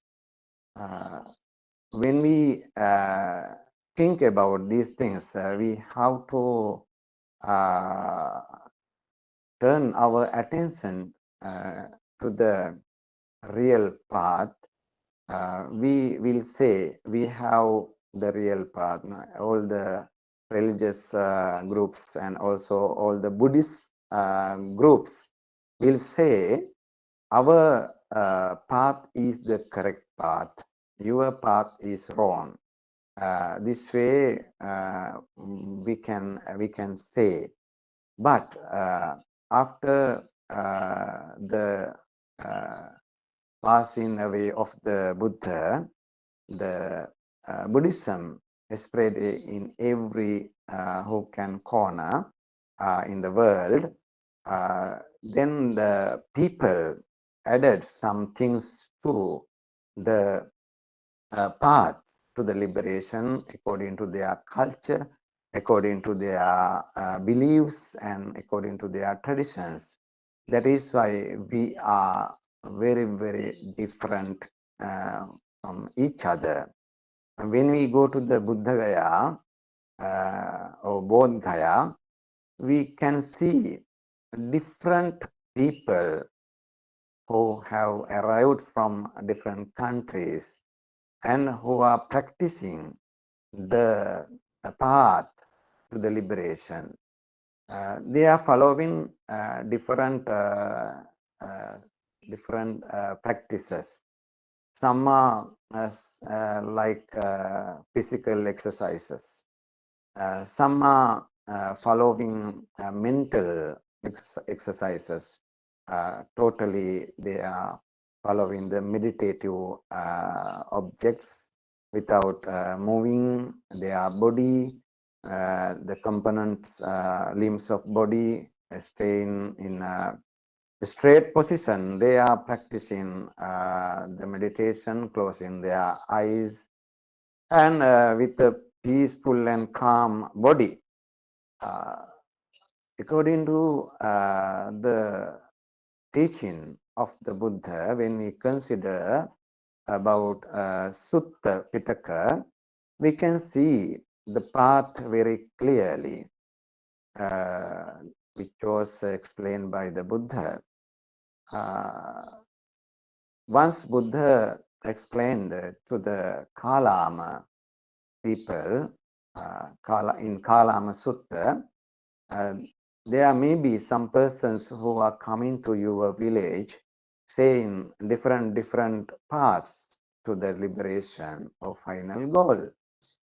And also in Apannaka Sutta, recently I read Apannaka Sutta in Sutta Pitaka in Majjhima Nikaya. Buddha asked from the people who lived in the village named as Sala in Kosala region. Buddha asked, do you have a firm faith to any religious group who have reached to your region or your village? They said, no, we don't have such kind of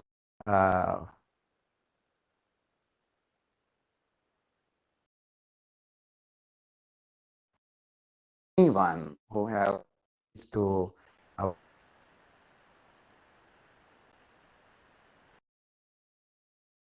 Your voice gone again. Your voice gone again. Yeah. Is it okay now? Is it okay? Okay. Now. Then the villagers said to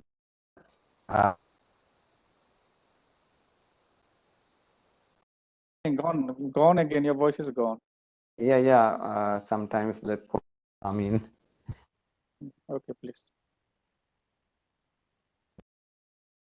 They No. said No. Okay.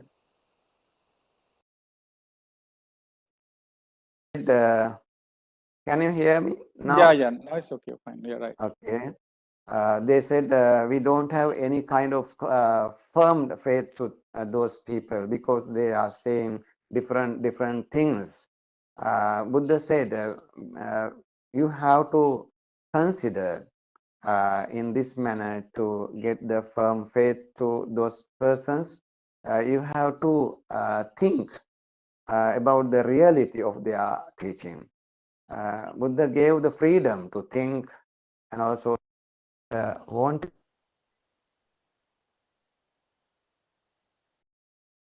Again gone. Yeah, Buddha wanted to take the There is much disturbance. No. falling No. stay.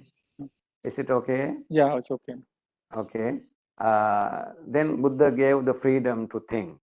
Today, I would like to say we have different views. According to the Theravada tradition, we have the path to the purification as Sila, Samadhi, Panya. Sila means actually moral code. We have to observe precepts. We have to control our sense organs, observing precepts. Samadhi means the concentration. We have to develop our mind and we have to develop our concentration. Panya means the wisdom. We have to develop the wisdom step by step. This is taught in the Noble Eightfold Path. in brief, it was divided into 3 sections named as Sila, Samadhi, and Panya. When we consider about these 3 facts, we have to go into the basic teaching of the Buddha given in many suttas. When we see the Satipatthana Sutra, we can see Aranya Gatova, Rukkha Mula Gatova, Sunyagara Gatova. If someone wants to get the Nibbāna or final goal, if someone wants to reach to the final goal, he should go to the forest. He should sit down under a tree, and he should go to an empty house, Sunyagara. Sunyagara means actually a peaceful place. Sometimes your home, your temple, your monastery is very peaceful. You choose such kind of place. Then take a seat in a straight way. Make your body straight and close your eyes. Then take one object for the meditation.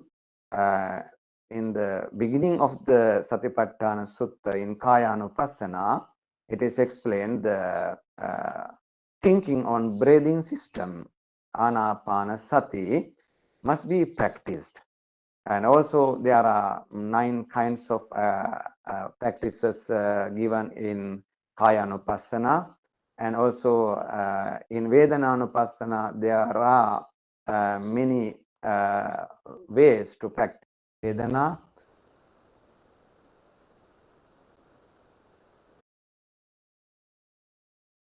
No, you are gone again. Yeah, and also in Chittanupassana, you have to think about your mind. The aims are coming and going. You have to consider about the thoughts which are coming and going. Then Dhammanupassana, you have to consider, you have to think about the phenomenal things or dhammas or dharmas while you are meditating. There are different kinds of meditative objects given in Satipatthana Sutta. After thinking for a long time, one can go to the deep concentration, meditative absorption. Then Buddha said, Atapi sampajano bhikkhu satima vinaya loke abhijja domanasam.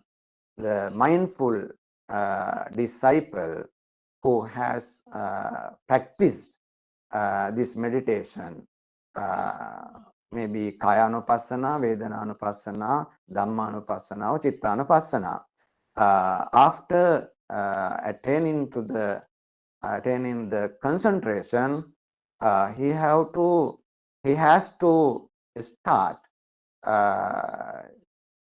concentrate the mind using vipassana objectives or insight meditative objectives.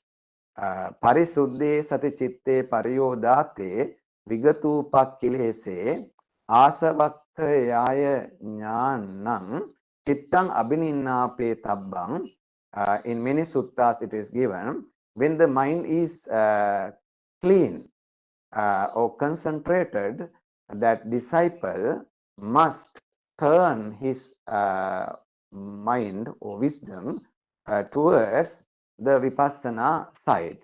Vipassana means seen in various ways or many ways. How to think it in many ways? Thinking about the nature of the phenomenal things, anicca, impermanency. We have to think about the impermanency of all the phenomenal things. And dukkha, when we have to consider about the suffering due to the attachment of those phenomenal things. Dukkha. Anatta means selflessness, as explained in early lectures. Selflessness must be considered. Thinking about the selflessness of all the phenomenal things.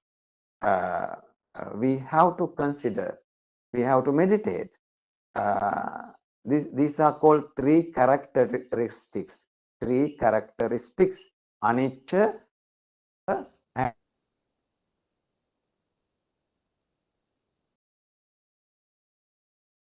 anicca means impermanence. Dukkha means suffering. Anatta means selflessness. We can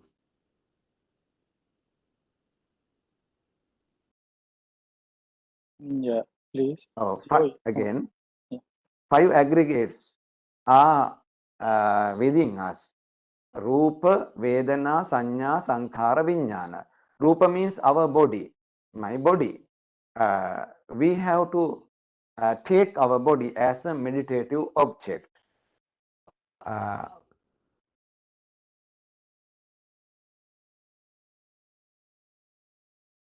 No, your voice coming. Yeah, after taking our body, we have to consider anicca, dukkha, anatta. This body is impermanent. This body is facing to the suffering. This body is selflessness. Yadaniccan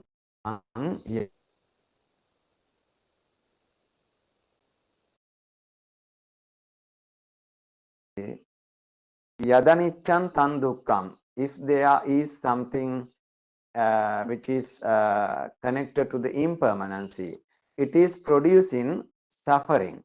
It is producing suffering. Yan dukkhang tadanatta.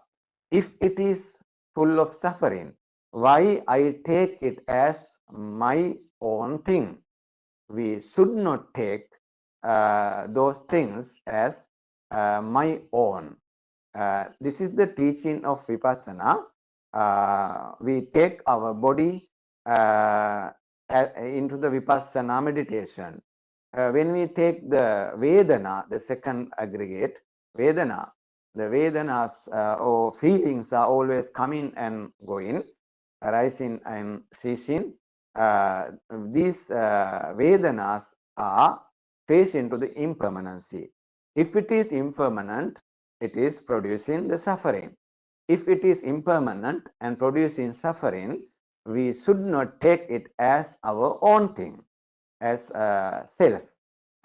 So Vedana also must be taken as a meditative object. Then Sanya. Sanya means signs. There are many signs in the world through our sense organs. We are having different signs. All those signs are also facing to the impermanent position, and if it is producing impermanent position, it is a cause for the suffering. If it is impermanent and full of suffering, I should not take it as self. Then sanskara. Sanskara has got many meanings. One meaning is thoughts. Another meaning is the things produced with the causes which is connected to the dependent originations. These are named as sanskara. And also there's another meaning, accumulations. Punyabhi sankhara, apunyabhi sankhara, and aninjabhi sankhara. Earning or accumulating merits, earning or accumulating demerits, and also accumulating or developing absorptions, which are cause for the lone life in this birth cycle. So yes, these, Venerable sir. 5 minutes you have. Okay, these are named as aninjabhi sankhara. So sanskaras or formations are facing to the impermanent position, and they are producing suffering. If they are producing suffering, if they are impermanent, why I take them as my own. We can't take them as self. Last one, consciousness. There are many consciousness. Chakku viññāna, sota viññāna, gāna viññāna, kāya viññāna, jivha viññāna.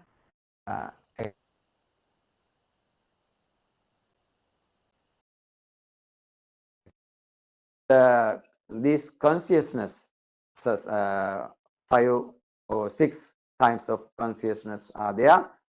They are facing to the impermanent. They are producing suffering.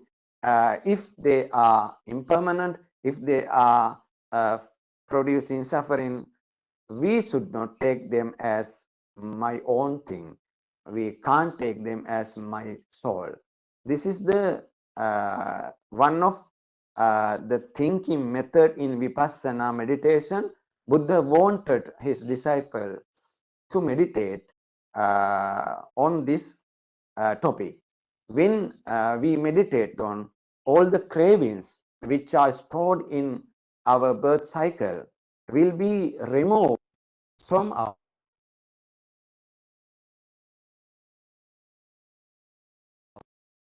and also the seeds of karma will be removed from our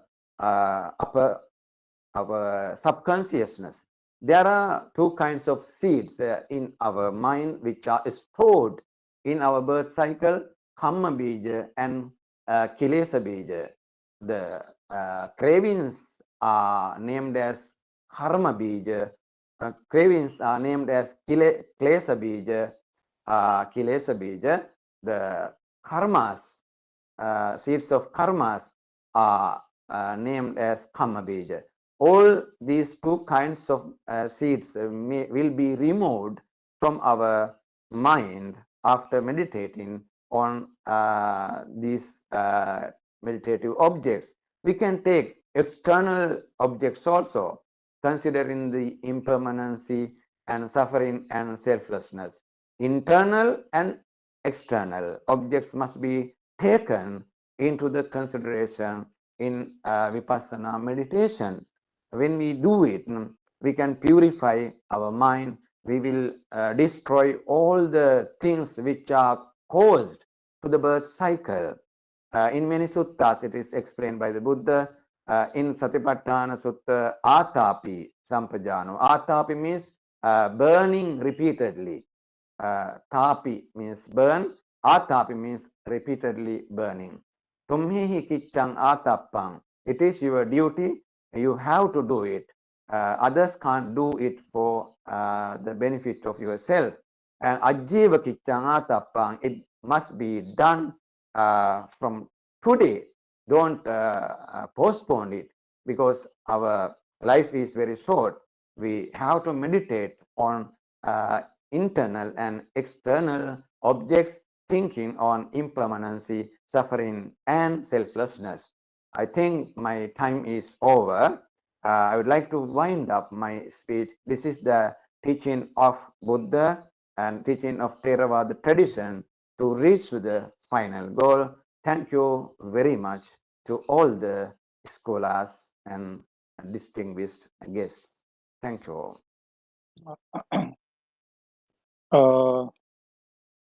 Okay, thank you so much, Venerable.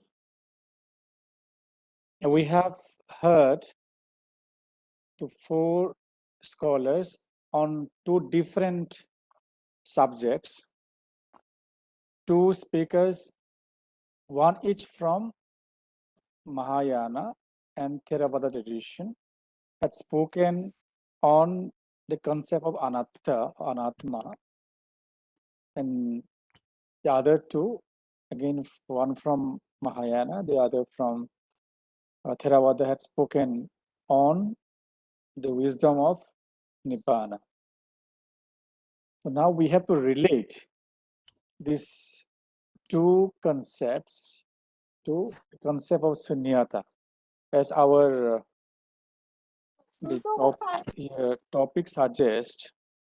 It is the wisdom, a virtual conference on the wisdom of Anatta, emptiness, Nibbāna, or Nirvana from Theravada and Mahayana traditions. So from the deliberations of our erudite scholars, what we came to know is almost there is similarity. Only presentation and understanding is different. Our first speaker, Professor Chandima Vijayabandara, has outlined the concept of Atta or Anatta, the Atta being understood by the non-Buddhist traditions or schools of thought, like Vedic or Brahmanic traditions, as some eternal, permanent, immutable entity, which is not accommodative or cannot be accommodated within the framework of the teachings of the Buddha, because the Buddha has propounded the Eightfold Noble Path and Four Noble Truths as the means to liberate oneself and attain the supreme enlightenment. This Eightfold Noble Path, it by nature or by the paradigm is something developmental, progressive. If something is progressive, developmental, elevating, and if we accept some entity as immutable, eternal, unchanging, then it is self-contradictory, right? So if something's unchanging, how can there be some progress or improvement? That is the point that our first speaker, Professor Chandima Vijayabandara, has raised. And Buddha's teaching is dynamic. It is always in a way to progress oneself, elevate oneself to the higher level of experience and consciousness. That is the point we have seen from the presentation of first speaker, Professor Chandima Vijayabandaraji. And then from our second speaker, Venerable Geshe Nawang Norgoji, a similar concept. This Atta or I as permanent entity is not to be accepted in Buddhism, because all the afflictions or miseries arise from the grasping of this big and giant self, or the Atta. So long as there is grasping, attachment to this big giant self, which is the cause of all the attachment, clinging, everything that lead a person to experience misery and suffering, the negation of the self, the big I, is necessary, and that is egolessness or selflessness. Either it is in the person or in the other phenomenal world. So this is important to have a negation of this big I, self-negation, I mean, negating the negative qualities of the self, in fact. And he also had, Venerable had pointed out the example of the path and whole of the chariot, which was also pointed out by the first speaker, Professor Chandima, where if we are to analyze it in terms of a chariot, that King Milinda had asked Nagasena, who is Nagasena? Whether I is Nagasena, nose is Nagasena, who is Nagasena, Venerable Nagasena? Then Nagasena in turn questioned King Milinda, asking, how did you come? And the king replied, he came by chariot. Then the question went on, this question and answering, where they both of them came to a point and understood that these parts are not the whole. The whole is merely the assembly or the coming together, putting together of different parts in the right place. So when the parts are taken apart and put differently, then we don't find there's something called chariot which exists other than the parts. So we have something only conventional truth. There's nothing called permanent entity chariot. We have only several parts putting together, and then one name or nominal identity or entity comes into existence, that is chariot. Similarly, when we talk about I or the self or Atta, when we try to analyze it in terms of the aggregates, the 5 aggregates or whatever aggregate, each aggregate, either it is physical or mental, each aggregate is changing, impermanent, mutable. So neither Rupa is permanent, eternal, nor this Vedana, that is the feeling part, or this Sanya, that is the cognition part, or the reaction part, or the Vijnana, that is the consciousness part. None of these aggregates is permanent. So, though these aggregates make the human being experience as self or the entity which continue to exist, but not as an eternal, immutable entity. This is how both the speakers have agreed on this point, that though there is a concept exists as self, but this concept of existence of self in Buddhism is not eternal. If we accept something eternal, then there cannot be any progress or development, and we cannot achieve arahatship, which is the experience of Nibbāna. Then, on the wisdom of Nibbāna, the third speaker had highlighted the different levels of or stages or states of Nibbāna, Shravaka, Pratika Buddha or Buddhahood or Bodhisattva, where Venerable had pointed out that Nibbāna is a state which can be either with remainder or without remainder. Definitely, even in Theravada Buddhism also, it is understood in the same way, where a person has attained arahatship or supreme wisdom, where all the defilements are removed and uprooted. That state is called the state of arahatship, who has experienced Nibbāna.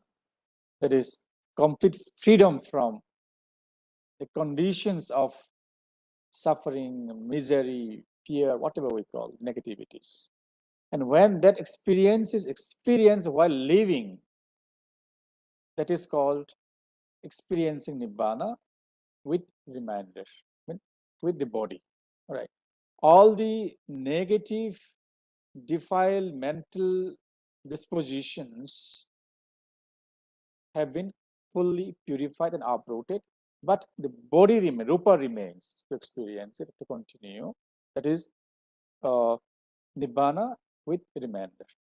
But after some time, when all the 5 aggregates disintegrate, and an arahat, or a person who has achieved the arahatship or enlightenment, passes into Mahaparinirvana or Nirvana, that is a state of experiencing Nibbāna, without remainder. That means no more physical entity, all the 5 aggregates get dissolved.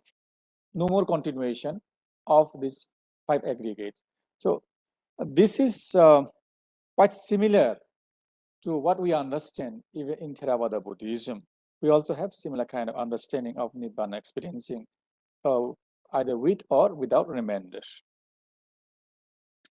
And our 4th speaker, Venerable Professor Lenagala Srinivasa Thero, also had pointed out Nibbana is an experience which is a progressive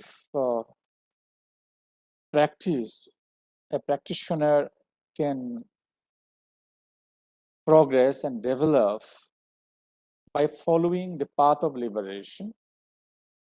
And this path is different, or different traditions which came into existence or developed during the course of time, say last 2,500 years. We have now different practices, different views, but we have one target, one goal, that is we want to get the liberation from the defilements, misery, and suffering, and attain the long-lasting happiness. So the path can be different, but we can have or achieve this Nibbanic peace or the freedom from suffering, where Venerable Professor Lenagala Srinivas had suggested from Theravada point of view, the path to liberation can be through the understanding of the physical and mental reality, Nama and Rupa, how they interact, how they work, and how it is important that we understand the path correctly, which leads to liberation. That is the Sila, the Samadhi, and Panya. This Sila and Samadhi Panya are inseparable, essential path to liberation, without which, though a person may feel one has achieved liberation or Nibbanic peace, that experience may be subject to test, probably. I don't know what kind of terms to use. So there, Venerable has pointed out how the meditation, that is Kayanupassana, Vedananupassana, Chittanupassana, and Dhammanupassana, the 3 objects or 4 objects of meditation, or 4 areas of meditation, can help a person to have the right path to attain liberation. And importantly, this understanding of anicca, impermanence, and dukkha, the nature of the phenomenal world as dukkha, and anatta, selflessness, which can help a person to achieve or attain freedom from suffering, that is Nibbana. That's how we have seen. Okay, now my observation. If we are to start, how I have started saying, though the concepts are ontological, metaphysical, philosophical, they are not purely, exclusively metaphysical as such, or ontological as such, or philosophical as such. They have their base on the physical, actual experience and reality. That's what my point. For example, when we are to talk about anatta or anatma, non-self, non-soul, we have to understand the concept of atta or the soul, right? So atta as we have understood, or soul as we have understood, which is eternal. If we take atta as eternal, what is the problem, for example? What is the problem with us? Or is there any problem at all? So if we take Atta as eternal, immutable, then it contradicts to the basic and the true nature of the reality, that is, things are in continuous flux and flow, right? One thing. And the other thing is, if we accept Atta as unchanging, immutable, then there cannot be any progress or improvement, right? Then the third thing is, if Atta or the self is understood as something I, big ego, and this I or big ego is the storehouse of all the defilements, then we cannot experience peace and happiness, because this is against the law of nature. Wherever there is the negativity, defilement, and I, the big I or the self, ego, Atta, is the storehouse of all the big defilements, there cannot be the positive experience, a pleasant experience. So we have to empty the big I, negate the big I, all the defilements, right? So thereby we have to negate the big I. Anatta means emptying all the defilements that big I has.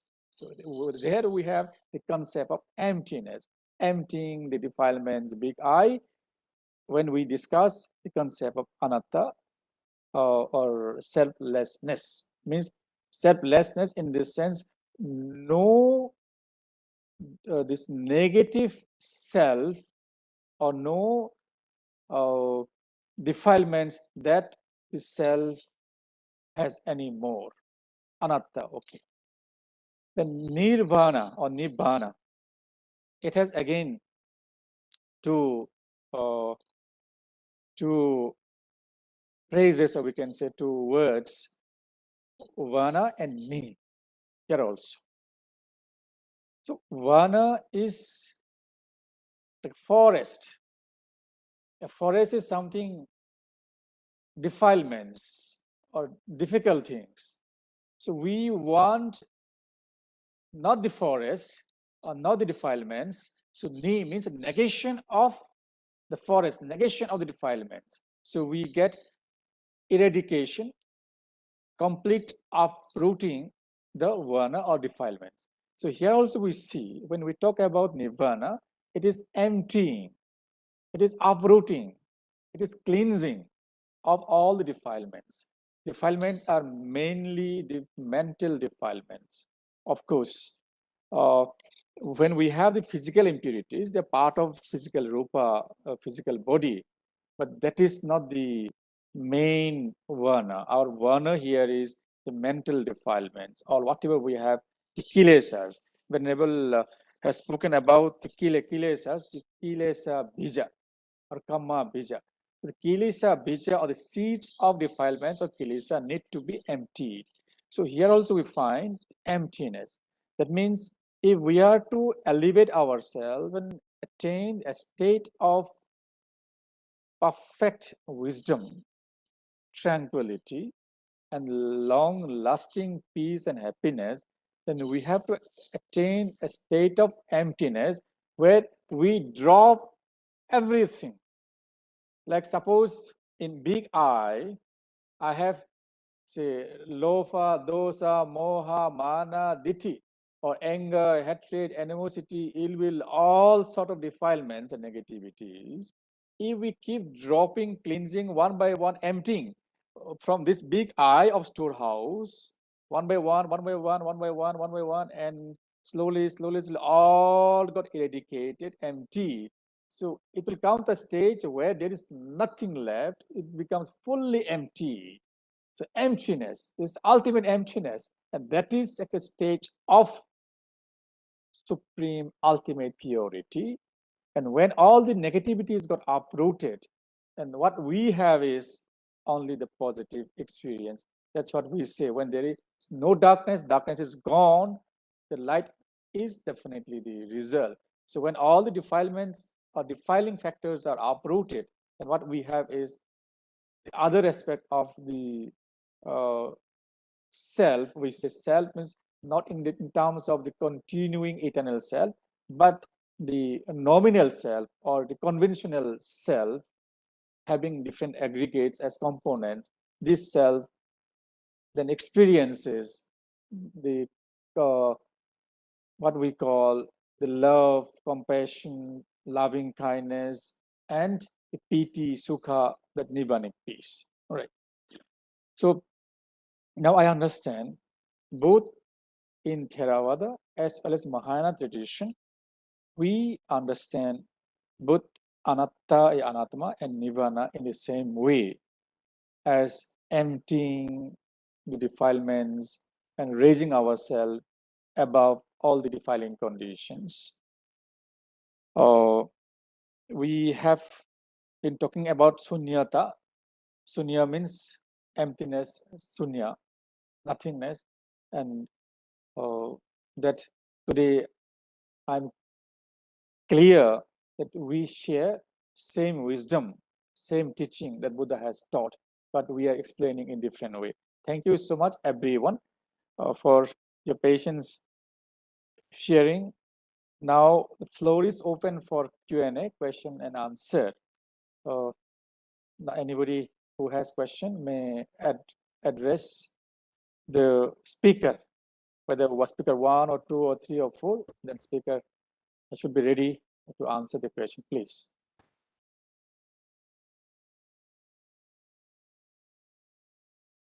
Any question, please? Yeah, if anybody has a question, kindly raise your hand or your virtual hand so that we could able to recognize you all.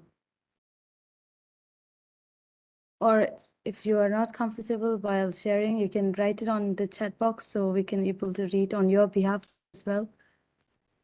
Yeah. So I think we can take only 1 or 2 questions because we are running out of time. So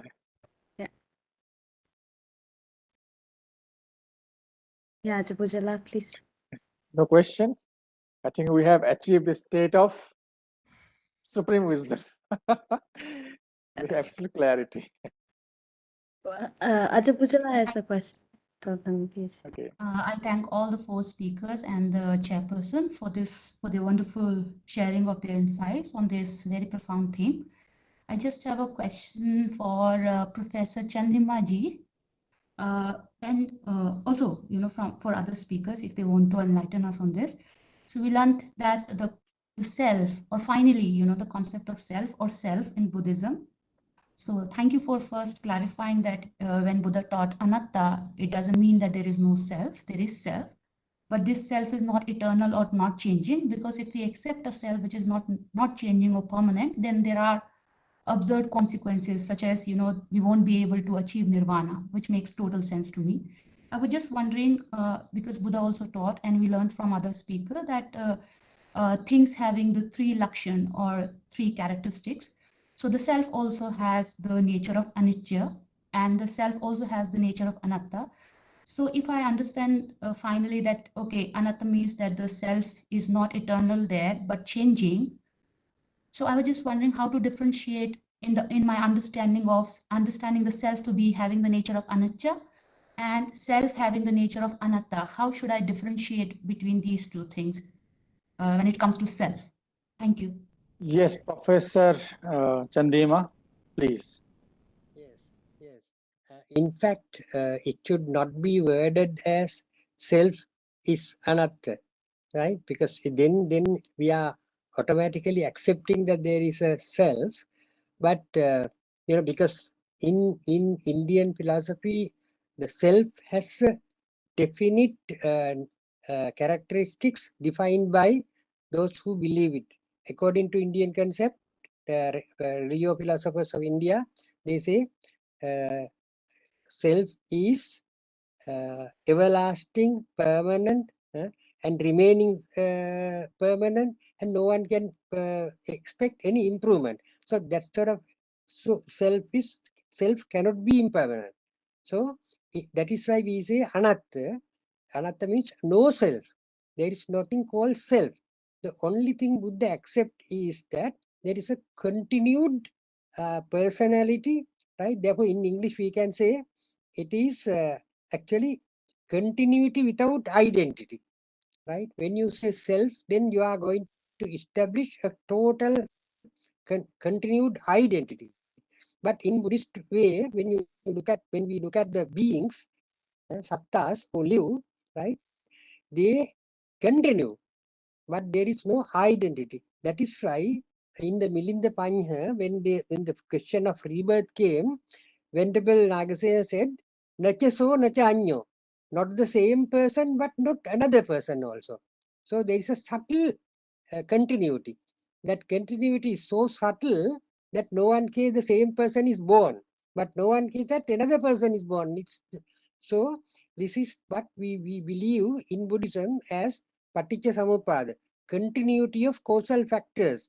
So depending on the causal factors, we keep on changing and there is a continuation, right? That is why we say that things are impermanent. As things are impermanent, they cause suffering. That is why dukkha, so anicca dukkha.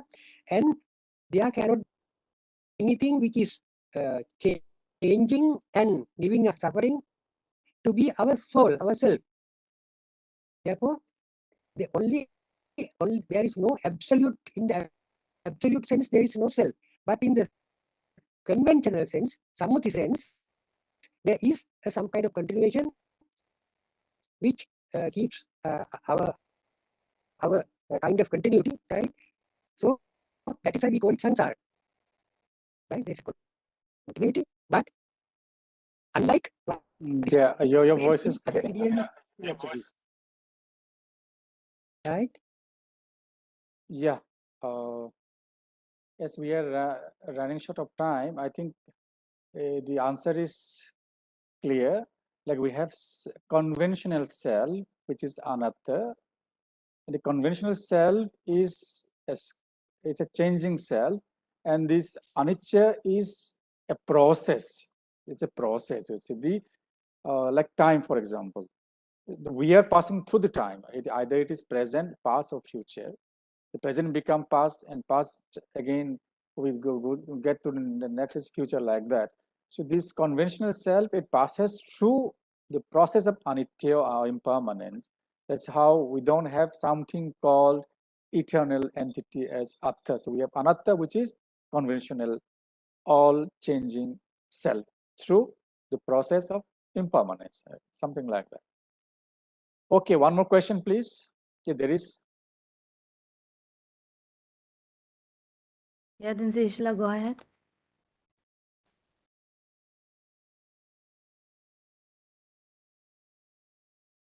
Ishla, please unmute yourself and ask the question. Okay, thank you. First, good evening, everybody. And my question is because the discussion of our lecture on the impermanent, right? So I'm a little bit confused about the impermanent because the impermanent, permanent, and impermanent, is there any standard or limitations present or not? And second point, I want to clarify that everything is impermanent because taught in the lecture, but actually for example, some like metal like gold and some metal, they can be permanent. They are not a reagent with anything, so they can be permanent. If somebody will be destroyed, otherwise it will be permanent. So impermanent, how we can it say everything is impermanent, and comes to what is the limitation, what is the boundary between the impermanent and permanent? Thank you. Yeah, this question is addressed to whom? Or okay, anybody? Anybody, yes. Anybody yes, from the anybody. speaker, please? Yes, thank I you. will answer that. Okay.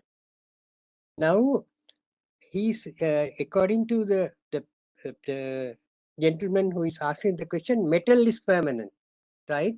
If metal is permanent, how can you manipulate metal to make create different things? Now today, a metal is just a square piece, but tomorrow from that metal you can make a car body. You can make a sword. You can make a gun, right? So why? because it is changeable. Changeable means it is changing, right? So nothing, even the stones, metal, sun and moon, all these things, according to the Buddha's analysis, are impermanent. And scientists have also proved that these things are impermanent. If the things are permanent, you cannot get any use out of it, right? We use it to create new things because they are impermanent. So nothing in the world is permanent. Yeah, the only permanent thing in the world is impermanence. Well, that is a self-contradictory statement. Self-contradictory That's statement. Right? no, you can't make that type of sentences, although grammatically possible. If you can say black is white, is it correct? Yeah, Sir, self-contradictory. actually, Black is white. So impermanence is permanent means you are telling something similar to black is white. Okay, right. Yeah. Any Yes. other question? We have to wind up. Okay.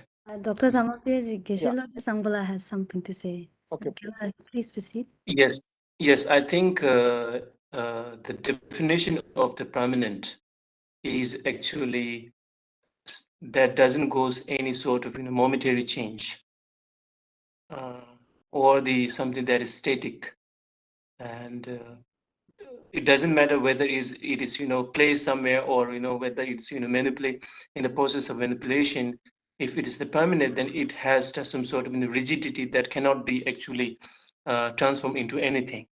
So once you understand the definition of the permanent and impermanent, then you will be able to understand all the conditioned things are impermanent, because through the process of manipulation or through the over the time, we will see some changes happening in the even in the metals and the golds and everything.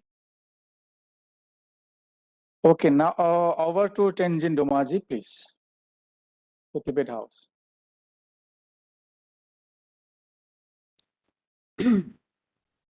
Thank you.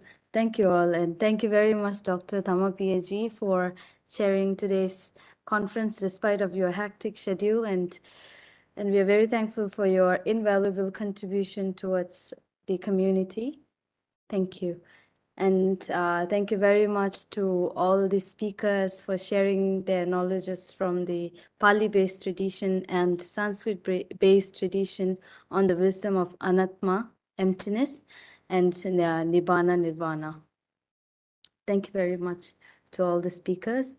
And I, on behalf of Tibet House staff and the students of Venerable Geshe Lhas, would like to take this opportunity to thank Venerable Geshe Damdul for your guidance and the teachings, which many have benefited from your teachings, and also let us to look at the world at the broader perspectives.